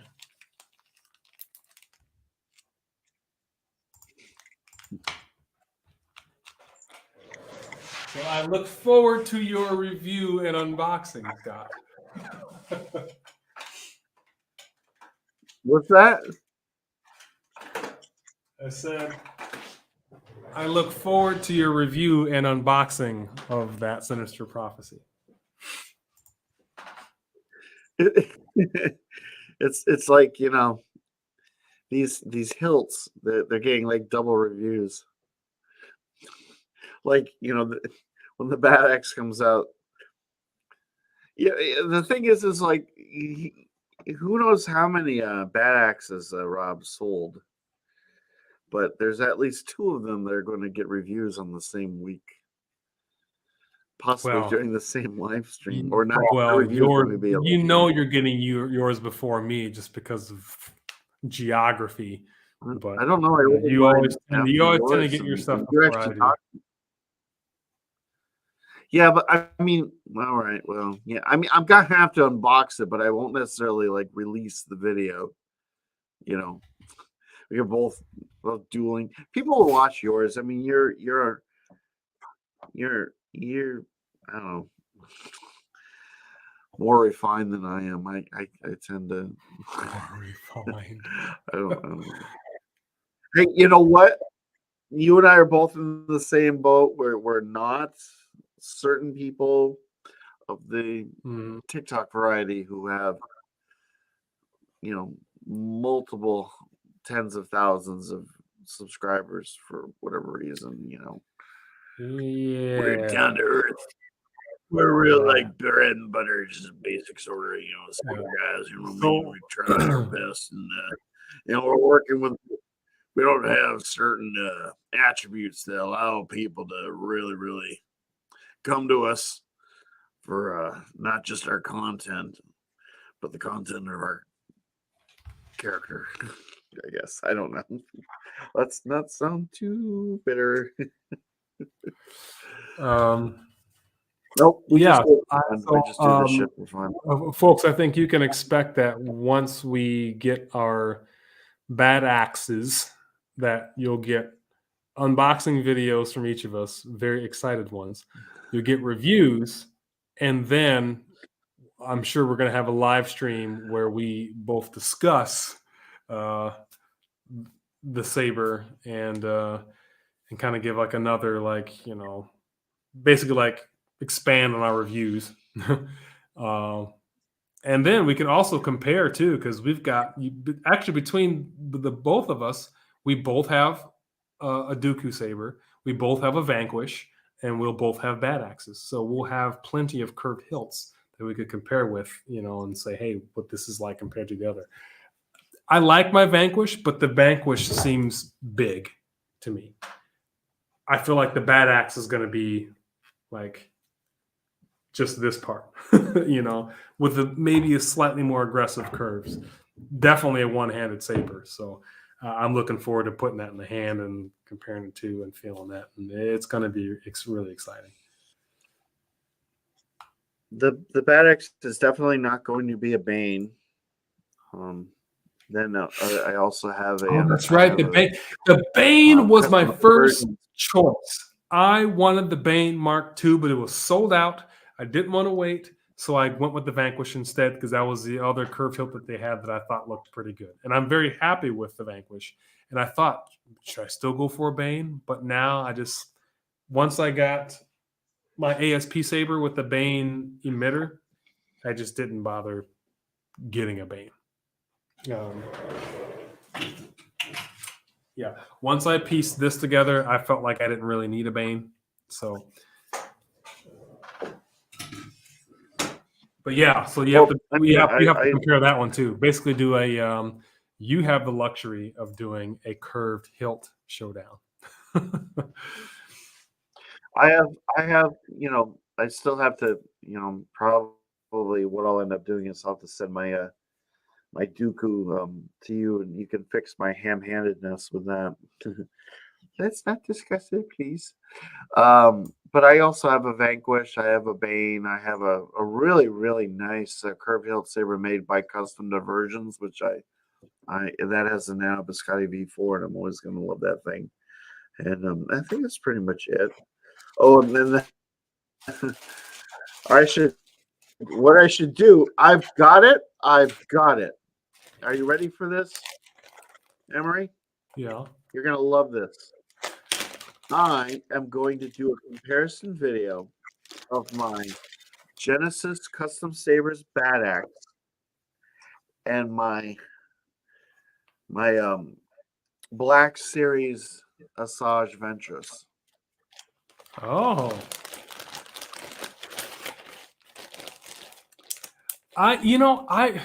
Speaking of Asajj Ventress, I really like her hilts, but I'm surprised no one else has really done one in the custom realm, like marketed. Because the Black Series ones are just too big and bulky, and but it's a cool design, especially when you do the staff and you see the S, staff thing. But yeah, that she has a cool saber, and I like her character too a lot.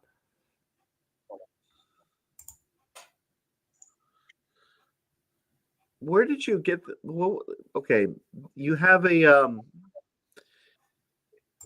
Sid. Why do you have what was that, a Sid, or was that a that was a Sid mace? Because Rolo was mentioning the FX Palpatine, so I was just showing that I had a Palpatine saber, even though it's not the FX. It was a Corbantha. How long have you had that? And when you got to install that? I had that a long time. That was actually after I did the first install of this, that was my next installation. So I did that back in 2019. Yeah. I did Verso. I ended up pulling out the Verso. I took the Verso board from that and I put it in the F16, and I'm going to do something else in that SID. And I have You a know guy who who came wants out to with a F16? An F16 video today. It was, I think it was like Solo Sabers came out with his own F16 that he had done an install on. So you have started the avalanche, my friend. This is a good question.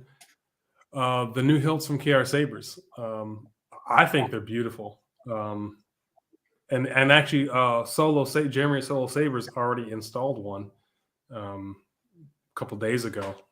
But beautiful hilts. I don't think I'll ever get one, but I think Cal's hilts, his hilt kits, are really nice. And I would love to get my hands on one of the Plo Koon Luminara style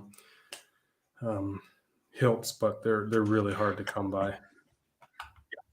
Because Plo Koon is my favorite Jedi.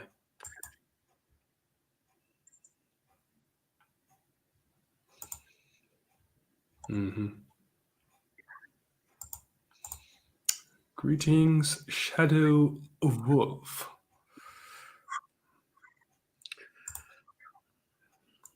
Well, we got ourselves a party here. I was gonna wrap it up soon, but now we got more folks in. This is great. It's funny how this impromptu live stream with no real plan, it turned out to be a solid success. Yes, the Regis. So Ike has had some big news. Yeah, I see Maybe that. He said, "Are we talking may about a have. certain Vader's vault?" May have. So someone's stringing you along, my friend. Is that what I'm hearing, or?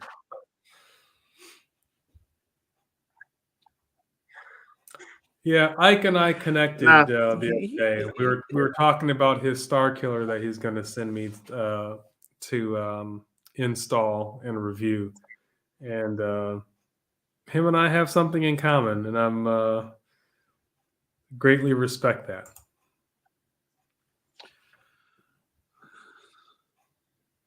You're both from Earth? Actually, that's what's in common. We're both not from Earth. Well, that's good. I was starting to get nervous. Sith Killer hilt from Corbanth. I don't recall what that one looks like. I'm going to have to look that up. So I'm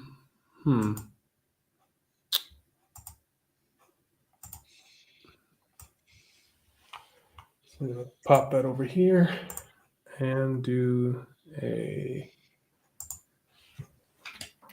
Corbanth Sith Killer. More L.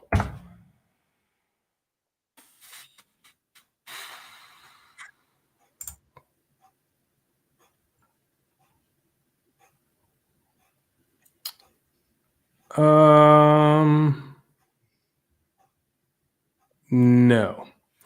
I'm not a big fan of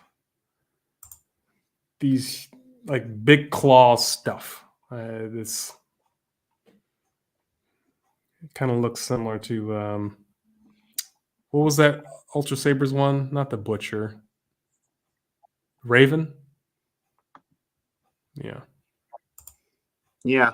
Well, it's a variation of a Star Killer, I think. One of the. Yeah, that's just too. I actually. That's not my cup of tea. I kind of. Can you see if they have a? They haven't had one available for a while, but if they have a Bane I kind of like the Bane. It has a distinct katana sort of esque quality to it, and it's actually not. If there's one thing I can say about Ultra Sabers is the one hilt. There it is, right there. Oh well, it's There's the installed for Bane. $549. That's not too bad. With a crystal chamber, or is that an option? That isn't bad at all. I wish I had that kind of cash, but it's not something that I can really afford right now. But it's sort of a hilt Yeah. that I find appealing because of its kind of katana-esque nature. Yeah. I like how practical it is. Yeah, it's really simple. There's it's all clean lines and it's really easy to wield. Even the Ultra Sabers version of that is for an Ultra Sabers. It's pretty similar in measurements to that thing, and Mhm. it's one of the few hilts that I have from them that I'm probably going to hold on to, but not too many. Have you seen the new I like the Bane. I like Cal Saber? What's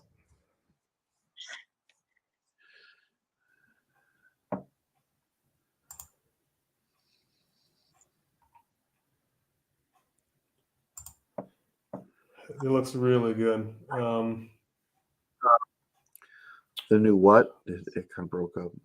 Yeah, Cal has these new hilts that he released, and they look really good. The Regis here is I think this is beautiful, and Jeremy already installed one. He's done like about a half dozen of those, hasn't he? Installed and like custom powder coated. I've seen those on Instagram. He has shown them a lot. Yeah, I mean, talk about clean, elegant, and easy to duel with. Mm-hmm. Oh, that's really nice. It has. I find it appealing because it has sort of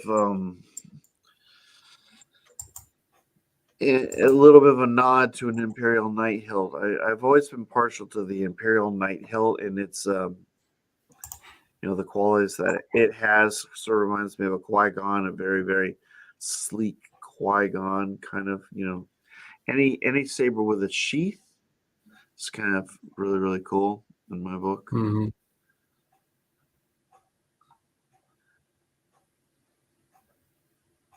Oh, since I have you here, I have my Luke, my hero.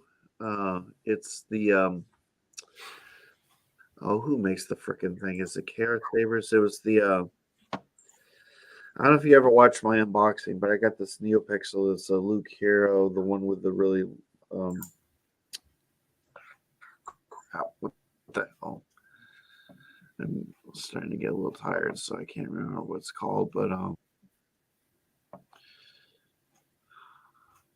they have the really really tiny blade retention screws, the microscopic sort of ones that you have to have a special tool to like get in there. I actually I have one on my one of my JQ Sabers, the whatever the frickin' thing's called. It's not the normal size blade retention screw. It's almost like a size smaller, really really tiny, and they're easy to lose. The emitter on this my Luke Saber, you remove the emitter section and it reveals the holder, and then they have like a blade retention on each side, and I lost one of them. Like I said, it's so small. I'm trying to figure out what the dimensions of that are. It's kind of like a standard size for like I just wish I could remember. It's not 89 Sabers that made the hilt. It's like the here. I'm just gonna have to look it up on my own channel here. Bear with me.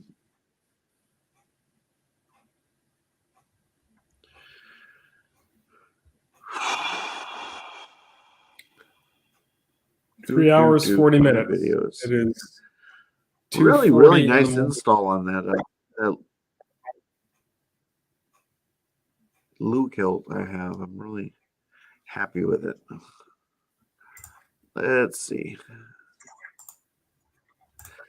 I think it's a Corbanth.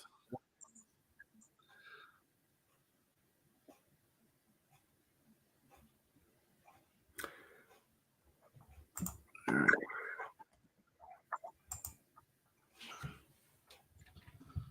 Corbanth Luke. Let's see what comes up. Yeah, it's called the LSV1, the Luke Skywalker V1 Hero Supreme.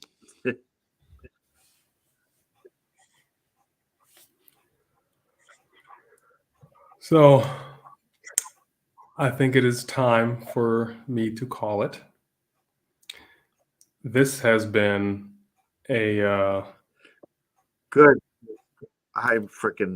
It's only like 20 of 9 right now, and I'm like beat. I'm so well, it's kind of- 240 here. But this held up live nicely. stream has been interesting. I feel like we covered a lot. We had a lot of good interaction, and we had some new people join us, which was really great to have some new people in here and chatting with us. So I really appreciate that, and got to speak a little German too. So it's been great.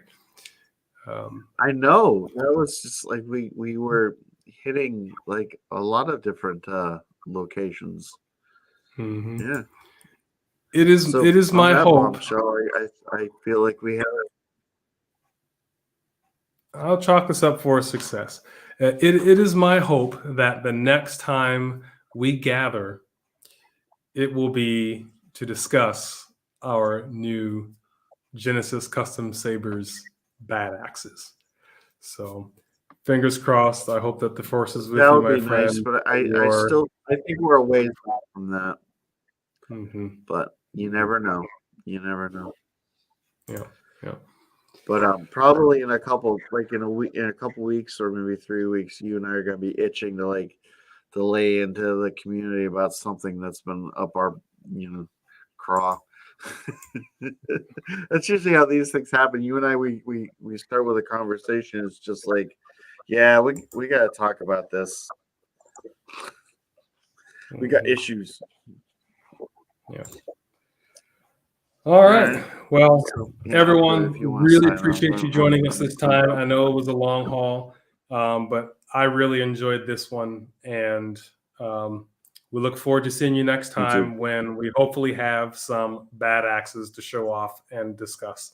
So thank you, everyone. May the force be with you. And until next time, we'll see you on our channels. Like, comment, share. We'll see you later.